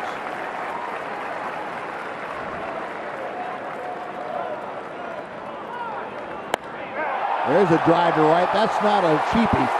That's headed toward Utah Street. It's 3-0 Baltimore.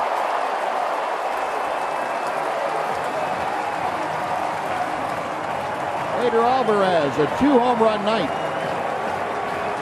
Well, the Orioles are doing what they do best, and that's hit home runs and play well in this ballpark. Lead the majors now with 157 home runs. Also lead the majors with 37 wins at home. Got a slider. Last time it was a cutter. This was a slider that was supposed to be down and in. It's right in the center of the plate. Alvarez has hit a couple of pitches, a slider and a cutter out of the ballpark. Oh, that's going to be the last pitch that Yu Darvish throws tonight. That Bannister out, takes the ball from the right-hander, and Darvish goes 6 1/3. He leaves on the short end of a 3-0 score. Pitching change underway at Oriole Park in Camden Yards. We are back right after this on Fox Sports Southwest.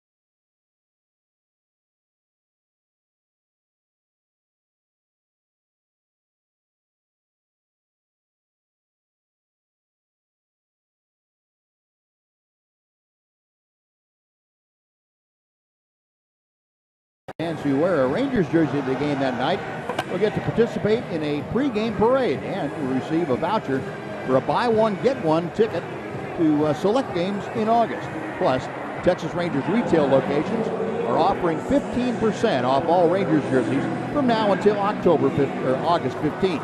Get your tickets for August 15th at TexasRangers.com. Now, Darvish, 6 1/3 innings tonight, gives up 3 runs on 3 solo home runs. He is gone. And Dario Alvarez, the 27-year-old left-hander from Santo Domingo in the Dominican Republic. There's a breaking ball in for strike 1 to Matt Weiters.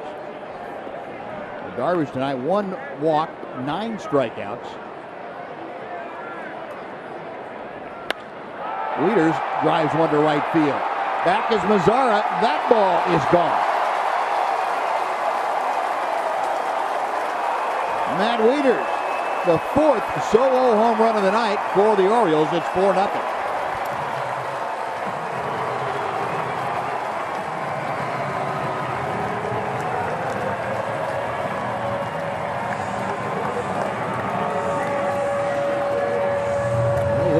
They love hitting this ballpark.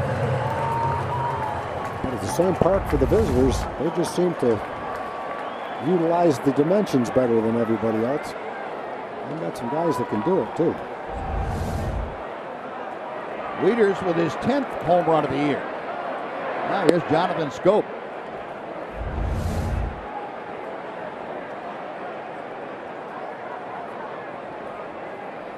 Weiters not trying to do anything other than drive that ball the other way, and he did.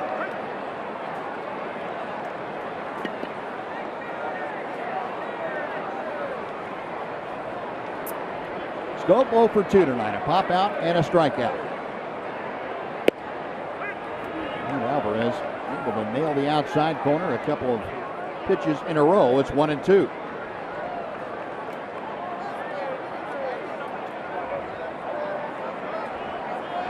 Got him swinging. Up. Yeah, he did. He threw his hands up for a second and thought maybe he was saying no. But that is a strikeout, 2 gone.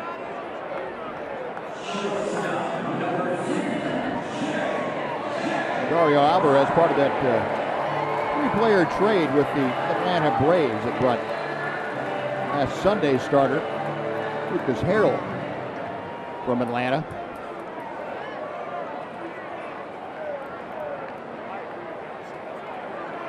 J.J. Hardy now will step in.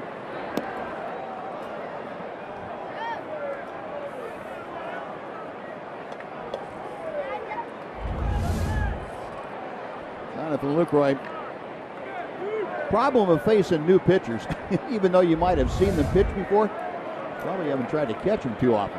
That fastball tailing back, Lucroy right on the heel of the glove.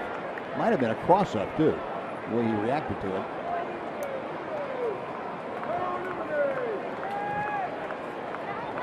2-0 the count to Hardy.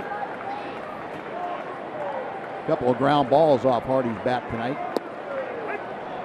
2-1. A trade we were talking about with the Atlanta Braves that brought Dario Alvarez and Lucas Harrell on. Travis Demerit, the middle infield prospect for the Rangers, went in return to Atlanta.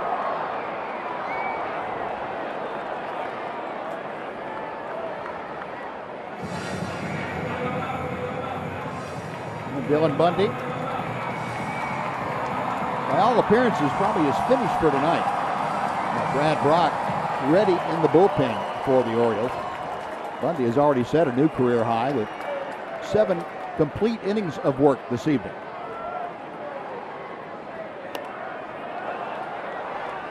Kind of an awkward swing, and it's back and out of play.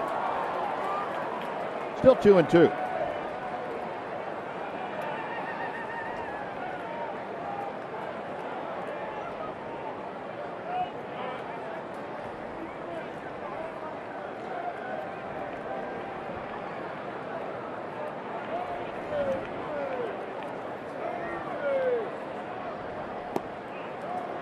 Just missed the outside corner. Alvarez trying to coaxed Jerry Lane into throwing that right hand up. The veteran umpire wouldn't do it.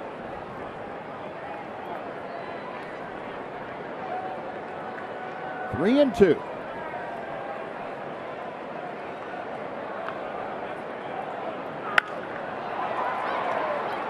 Elvis with a backhand fires a strike, and that'll do it. But back-to-back solo home runs, Alvarez and Weiters. Two more on the boards for the Orioles. We're going to the 8th inning, 4-0 Baltimore.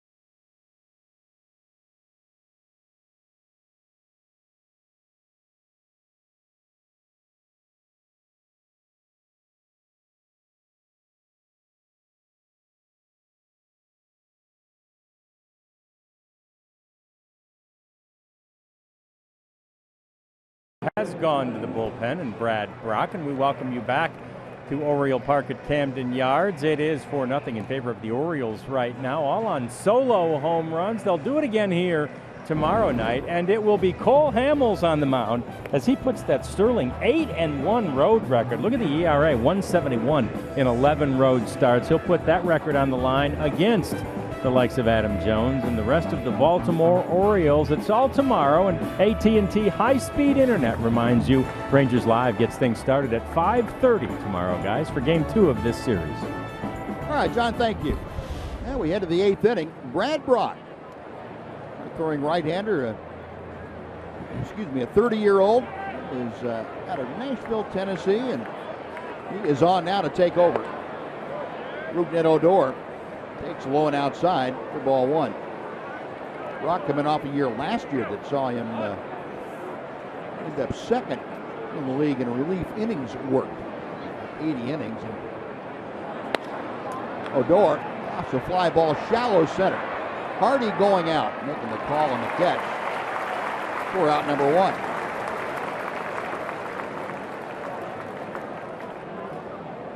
Brock, who played his college ball at Monmouth University in New Jersey. Nolan Reimold has come into the ballgame to take over in right field. Mark Trumbo out for a defensive replacement.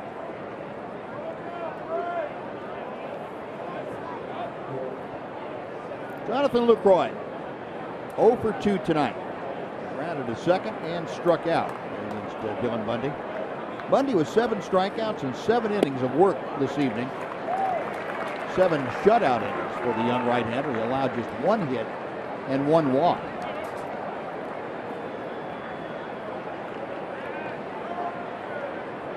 Oh, 1 pitch.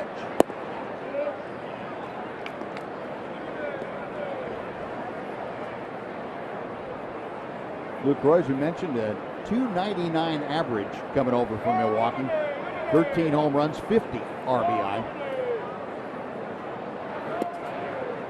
Takes that pitch a little bit low, and it's 2-1. Brock last year, 89 strikeouts and 79 innings. A little over 10 strikeouts per 9 innings of work. And he misses outside with ball 3. LaCroix trying to get aboard here with one out. Nomar Mazara, Ranger right fielder, is in the on-deck circle.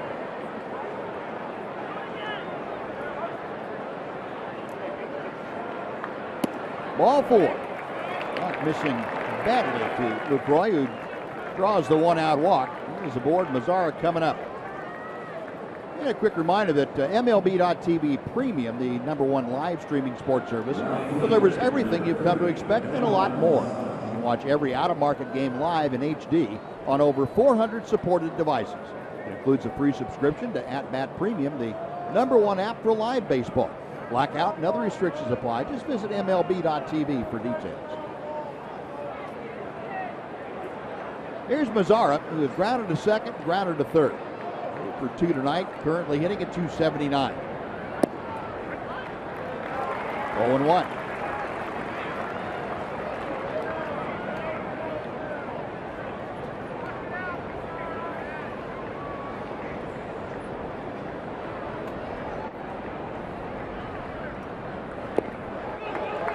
Pitch, a swinging strike, and gets away from Weiters. I don't know whether Weiters didn't know where it was or thought it was a foul tip. Jerry Lane just signaling a swing and a miss, and not anything of a foul nature.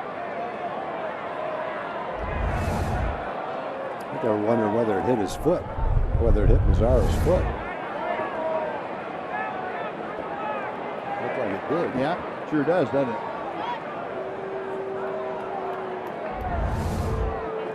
That's probably what Weiters was looking around like. Yeah, but obviously it's a dead ball if it hits his foot. Yeah. The swing counts. The wild pitch doesn't count. The umpire getting together out there to discuss it.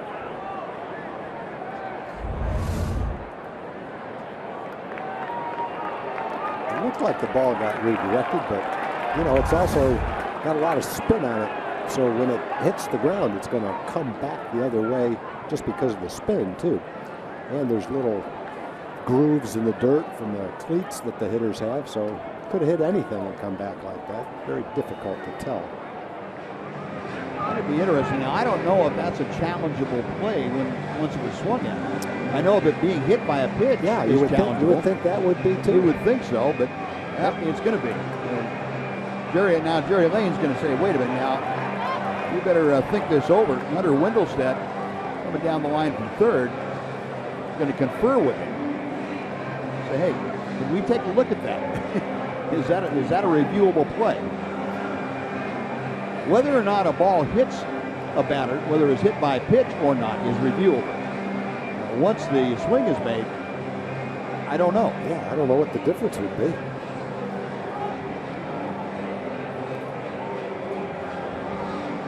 But they're not hustling over to look at the video review. I think they're in the same So I quandary. guess we're all going to find out what that is. Well, Showalter a little puzzled. I think Buck is asking. He's not telling. He says it's not Jerry Lane challenged. said he can't challenge challenge it. Yeah. Huh. Buck wants an explanation about that. Buck's had some time to think it over now.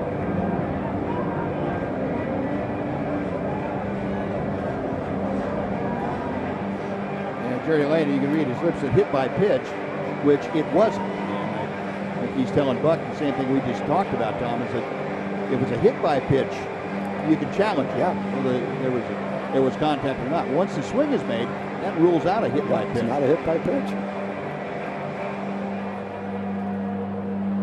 Send it back to the Rules Committee. That's right.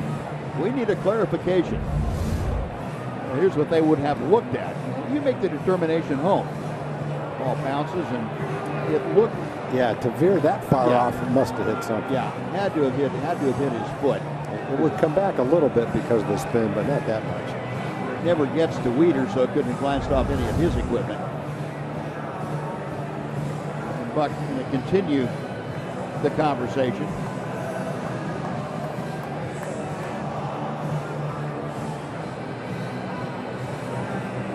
Judging from Buck's reaction, he just got an explanation that he didn't buy.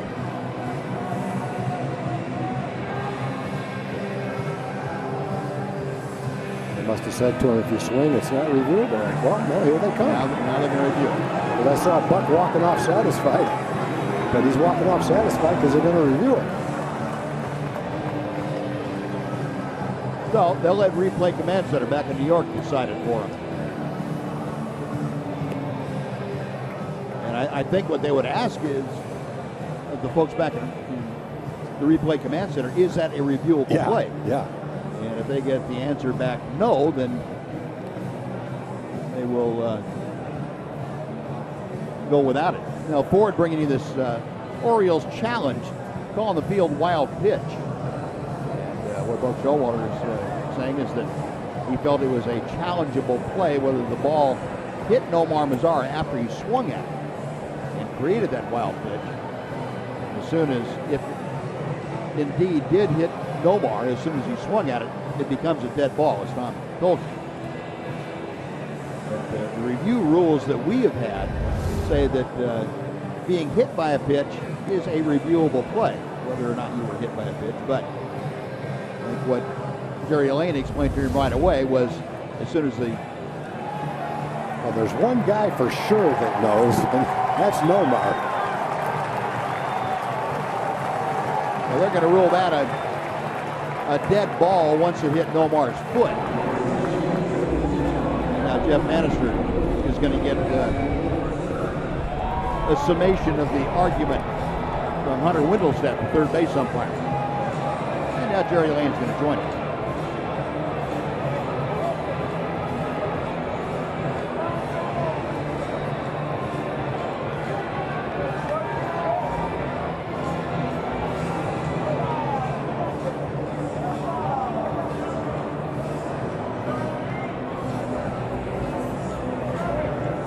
So, much ado about a wild pitch dead ball, and it's going to be ruled a dead ball. So that's where we stand with that.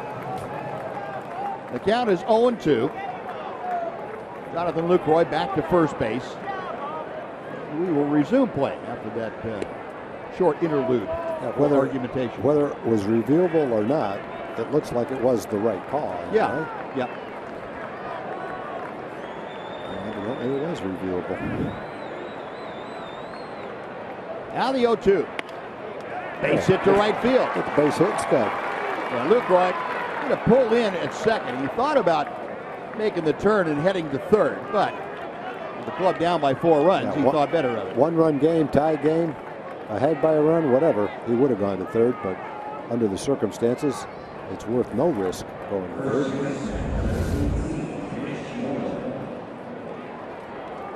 Well, Nomar's happy. Yeah. Got himself a base hit. Of course, I guess if he got the base hit with a man on second, would have had an RBI. Yeah, if there had been a man on second, then Chris Davis would have not been holding the bank. Good point. Good point. So, anyway. So then he is really happy. So, 2 on with 1 out. And here's Mitch Moreland. Bringing a bomb right Yeah, here. I was just thinking that. Yeah. Mitch would be the guy of late. 18 home runs for the year, but 7 of them in the month of July. 5 in the last week. 46 runs driven in for the Ranger first baseman.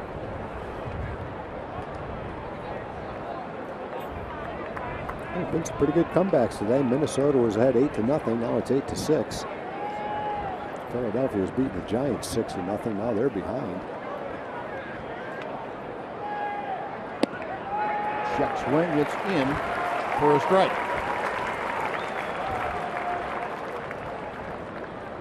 Rangers finally, for the first time tonight, have a runner in scoring position.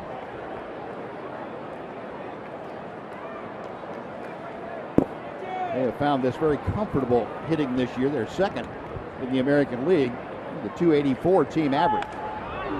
Mitch had his pitch there to work with and fouled it back. 1 ball and 2 strikes.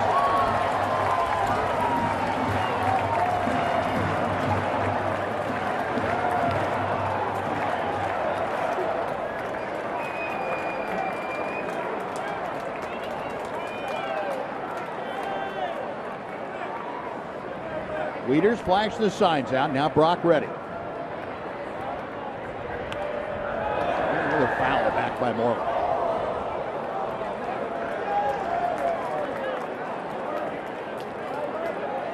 Keone Kellen loosening in that Ranger bullpen.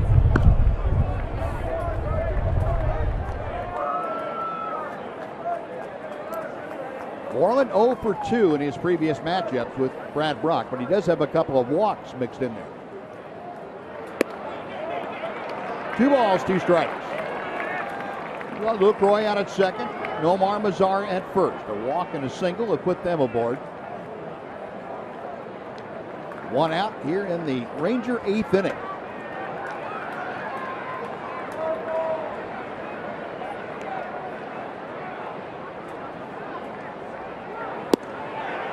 Just off the outside corner. Rock trying to bring that pitch in the back door and missed. Full count to Moreland. Now Mitch hitting 8th, bidding to get on base and bring the tying run to the plate. That would be Elvis Andrus in the on-deck circle.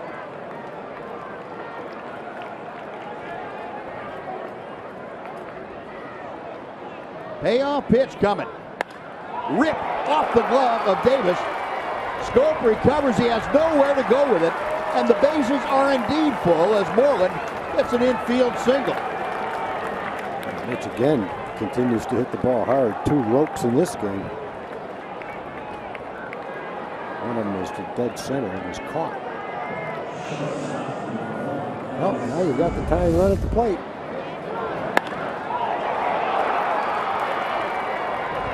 Well, the Rangers doing what they've needed to do in this inning. They have put the men on. They have the tying run at the plate. Elvis coming up.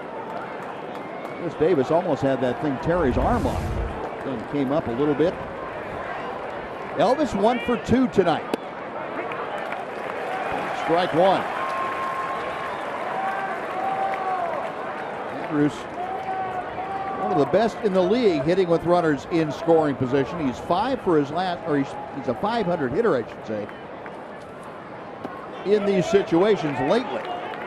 10 for his last 20. And that goes back to June 24th. Overall, Elvis is 3rd in the league, hitting at .372. Lucroy at 3rd. Mazara out at 1st, or 2nd, I should say, and Moreland at 1st. 1 and 2.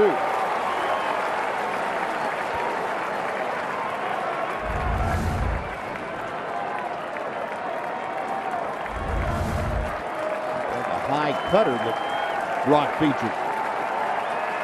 Elvis having a little chat with himself. Orioles infield at regular double play down.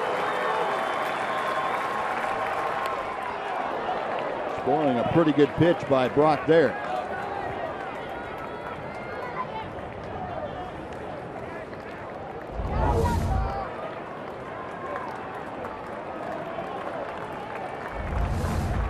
That was the best of a defensive swing. Yeah, got you a chance to do it again, though.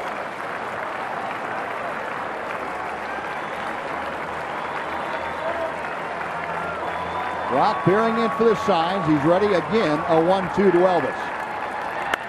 Line drive, right center field. Moving to his right is Reimold. He makes the catch. Lucroy tags and scores from 3rd. A sacrifice line out by Elvis Andrus makes it 4-1, but it could have been much more. A little bit more to the left. Could have gone all the way to the wall. Well hit ball by Elvis.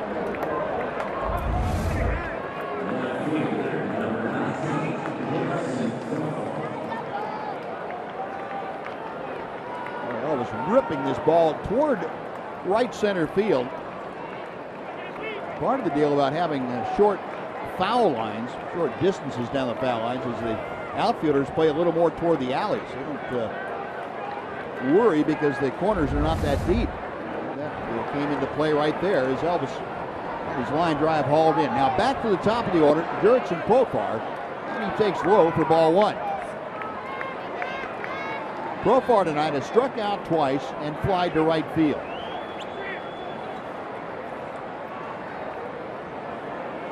Showalter a little uneasy on that Orioles bench at the moment. Mazara at 2nd, Moreland at 1st. Profar takes the pitch low and inside. 2 balls, no strikes. The Orioles have action out in their bullpen.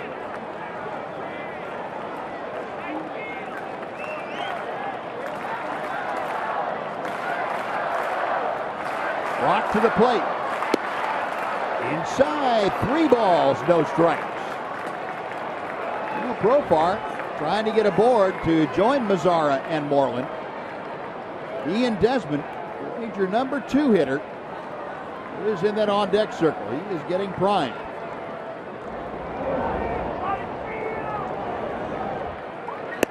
Three and 1. Starting to pick up in intensity just a bit. Breeze has turned around. It's coming in out of the north. Aaron O'Day in the Orioles bullpen is ready if needed. 3 and 2.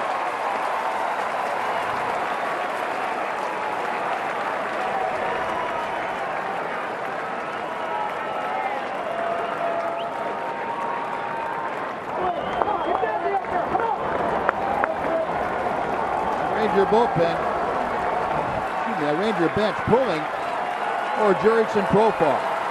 3 and 2, 2 outs. Runners will be on the move. Rock to the plate.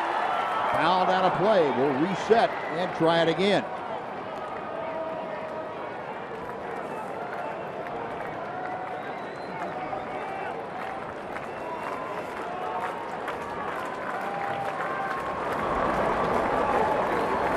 Beltran, Shin-Soo Choo focused on the at-bat by Profar. Rock to the plate. Inside and low, ball 4, and that'll load him up for Ian Desmond, and it brings Buck Showalter bouncing out of the Oriole dugout, and he wants Darren O'Day to come in. Well, Brad Brock entered the ball game with a 4-0 lead. He gave up a walk, 2 singles, a sacrifice lineout, and another walk to reload the bases, and that will do it. Darren O'Day coming in with the bases full. Rangers down by 3. We'll take a timeout for this pitching change. We're back right after this.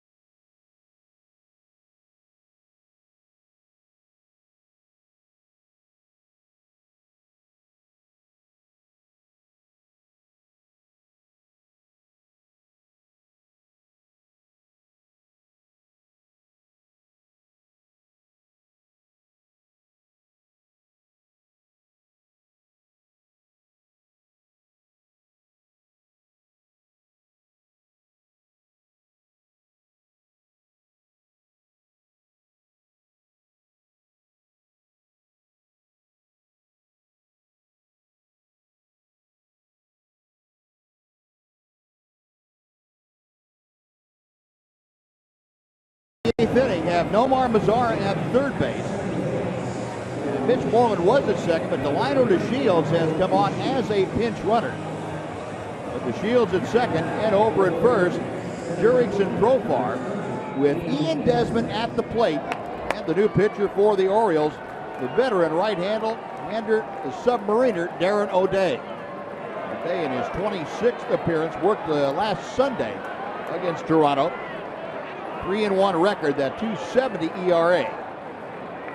Now, Ian Desmond with the tying runs on base, and he fouls back that first pitch for strike one. Desmond tonight has a walk in 3 trips, 0 for 2 officially. Ground out and a strikeout. Facing Darren O'Day, the former Ranger. O'Day, the key man in Buck Showalter's outstanding bullpen.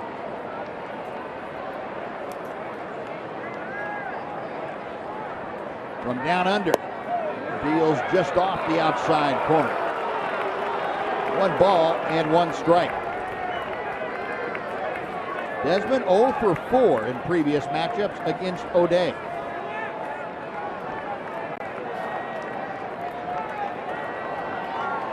Majors trailing 4-1. Tying run is at first, the go-ahead run at the plate. It's 1 and 2.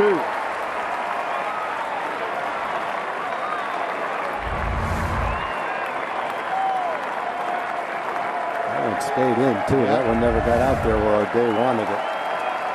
Most hanging sliders hang up high. That one hung inside. Yeah.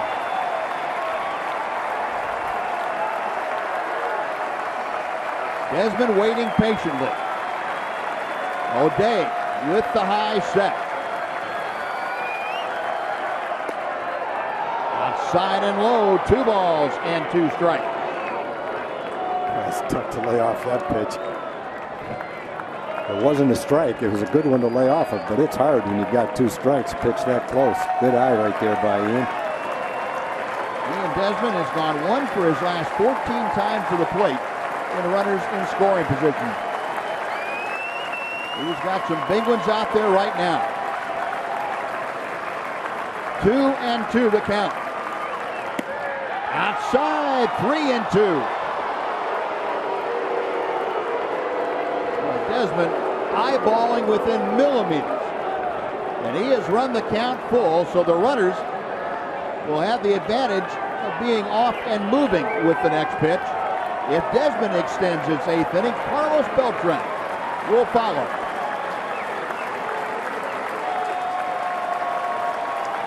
O'Day with the payoff pitch. Runners on the move. Fouled back. We'll try it again.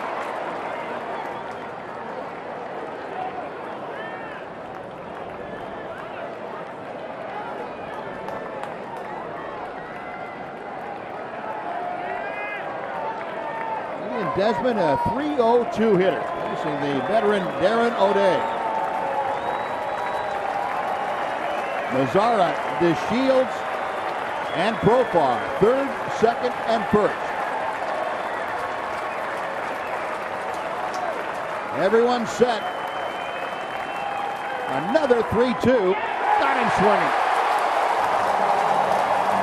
O'Day comes in to strike out Desmond. The Rangers score a run, but leave him loaded.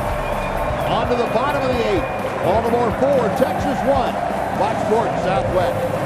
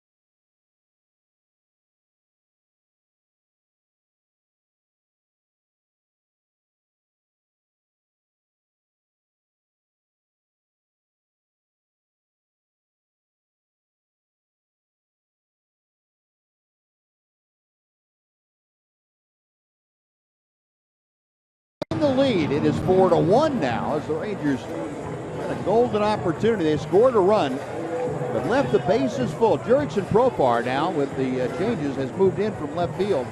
He will take over at first. Remaining in the ballgame, Delino DeShields, who pinch ran for Mitch Moreland in that 8th inning.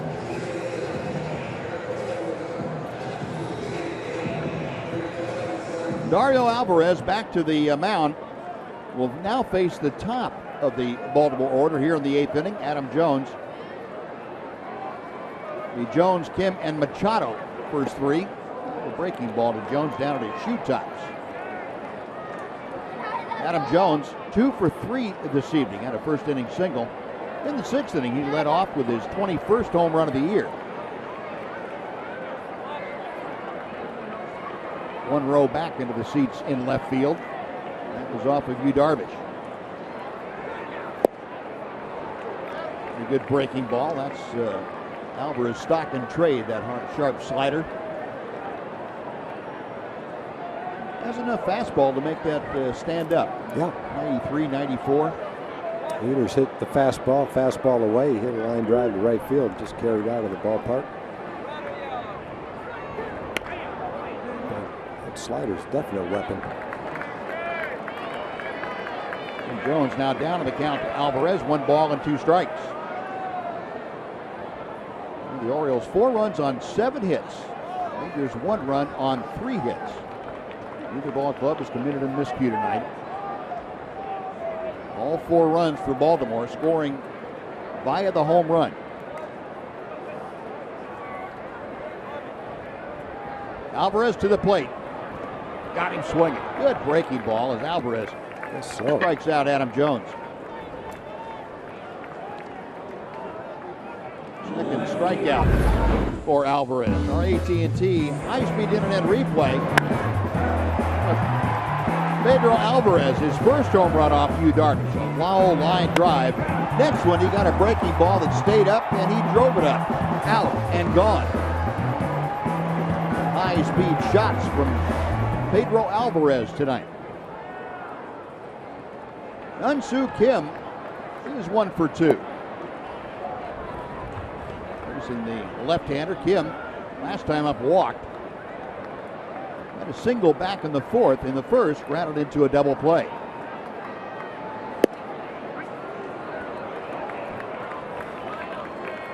One ball and 1 strike.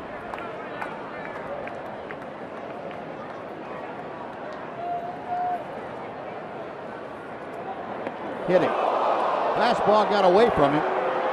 Got Kim on that right elbow. He had the padding, so he should be all right.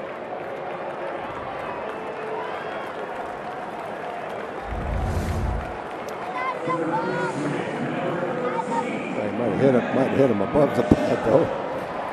Would have helped if it hit the pad, but it hit above it. Bet he has padding there tomorrow. Might have an extension. No, 1 on, 1 out. Manny Machado, who is 1 for 3, will step in.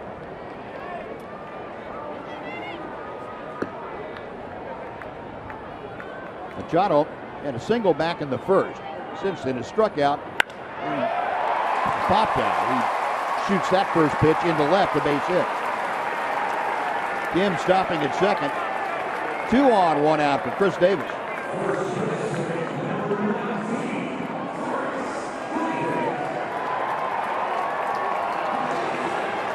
One thing you can believe for the Orioles, they're not going to wait around. They get up there to swing the bat, every single one of them.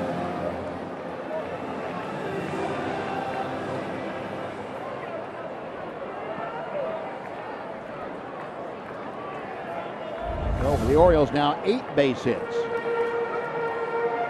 Chris Davis 0 for 3. He struck out twice and grounded into a double play.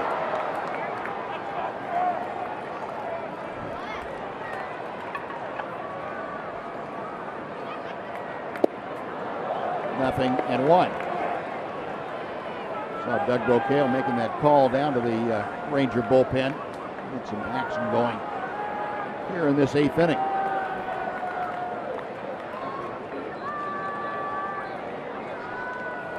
Dario Alvarez to the plate for Chris Davis, who lays off that slider off the outside corner.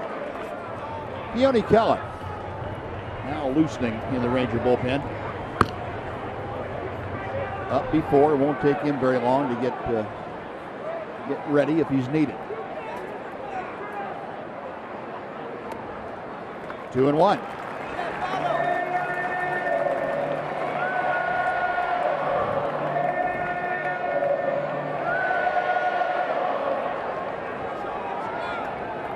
There are your runners. Kim at second, Machado at first. Rangers in that overshift. 2-2 to Chris Davis.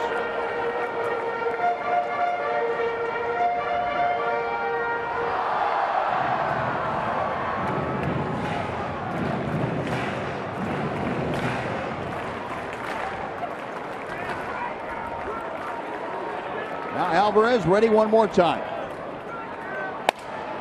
Broken bat roller, that's going to go through into left field.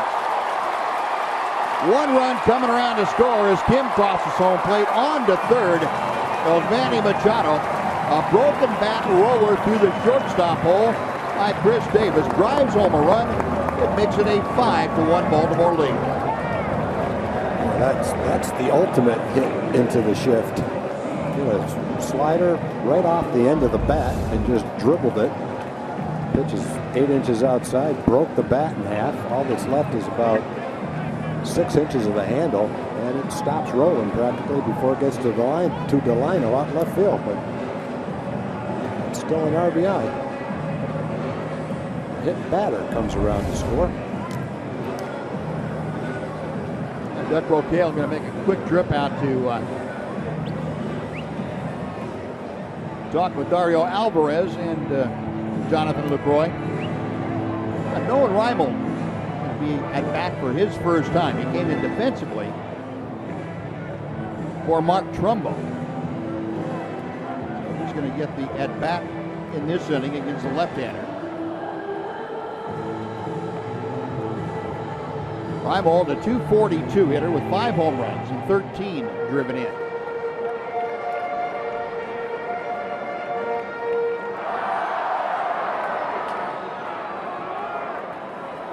Runners at the corners with 1 out.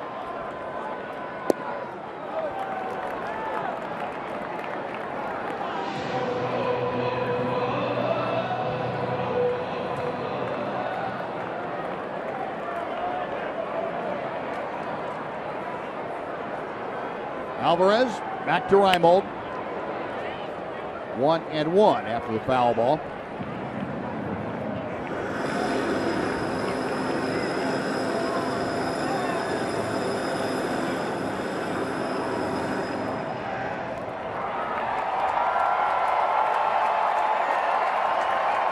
Jeff Bannister watching the second pitcher he has used tonight, Dario Alvarez work. 2 balls and a strike.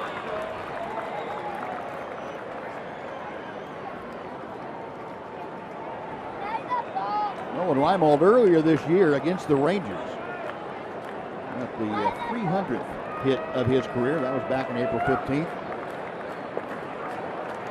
Part of that first series down at Grove Life Park saw the Rangers take 2 out of 3. Double play ground ball to Beltre. Odor back to Profar. Around the horn go the Rangers. The double play ends the 8th. And Baltimore comes up with a run on 2 hits. They leave 1. We're going to the 9th inning. Orioles 5, Rangers 1.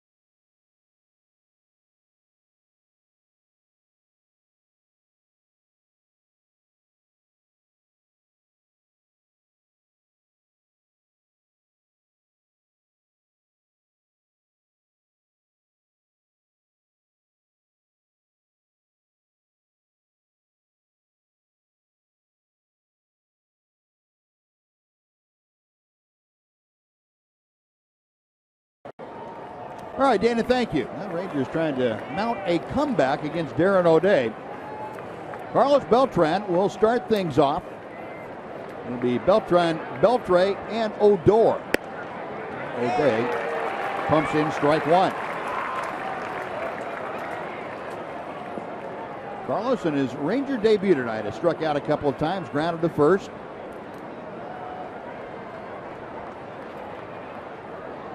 Rangers just 3 hits tonight. A little bit low. Rangers did put 2 hits and 2 walks together in the 8th inning. It was against the combination of Brad Brock and Darren O'Day, but only got 1 run out of it. It was on a sacrifice fly by Elvis Andrus.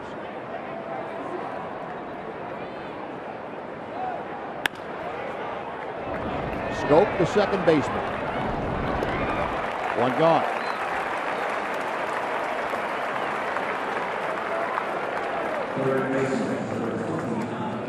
Next will be Adrian Beltre.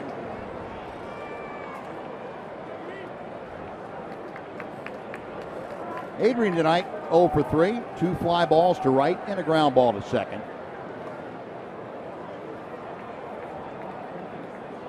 Beltre 3 for 13 against Darren O'Day in his long career.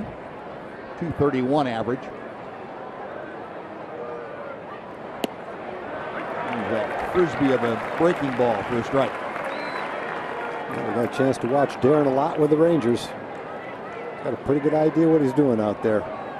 He loves to get ahead with 2 strikes and then throw the high fastball up and away. Generally not a strike. Generally gets you to swing at it. There's a chopper foul, so 0-2. We'll see if he follows your designs, Tom. Yeah, that was a fastball there. He might throw him a sweeping slider and then follow it up with that high fastball. He's had a nice career. Still remember the first day he joined the Rangers. That was in Toronto, wasn't it? That's right. Yeah, sure was.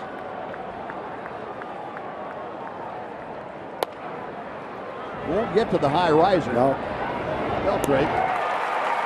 The ground ball to second, 2 up, 2 away. And the Rangers now down to their last out. See if Rougned Odor can keep this 9th inning alive. Odor 0 for 3 tonight with a couple of fly balls to center and a ground ball to first.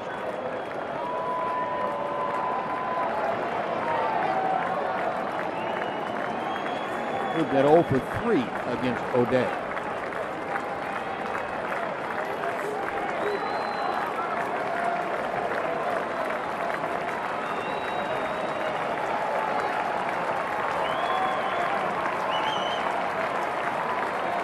First pitch to Odor. Again, you're talking about Tom back in 2009. Just came over from the New York Mets to the Rangers. And Ron Washington, the skipper, then met him out on the mound and shook hands with him for the first time. Didn't he give up? I think he gave up a sacrifice fly to lose the game, if I remember. I believe so. Yeah, didn't have the right jersey for him. 0-1 pitch. I think it was Kason Gabbert's jersey that he had. That's right. 0-2.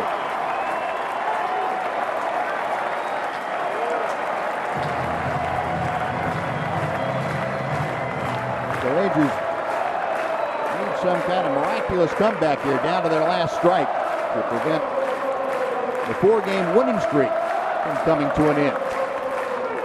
Way inside, Odor dancing out of the way. 1 ball, 2 strikes.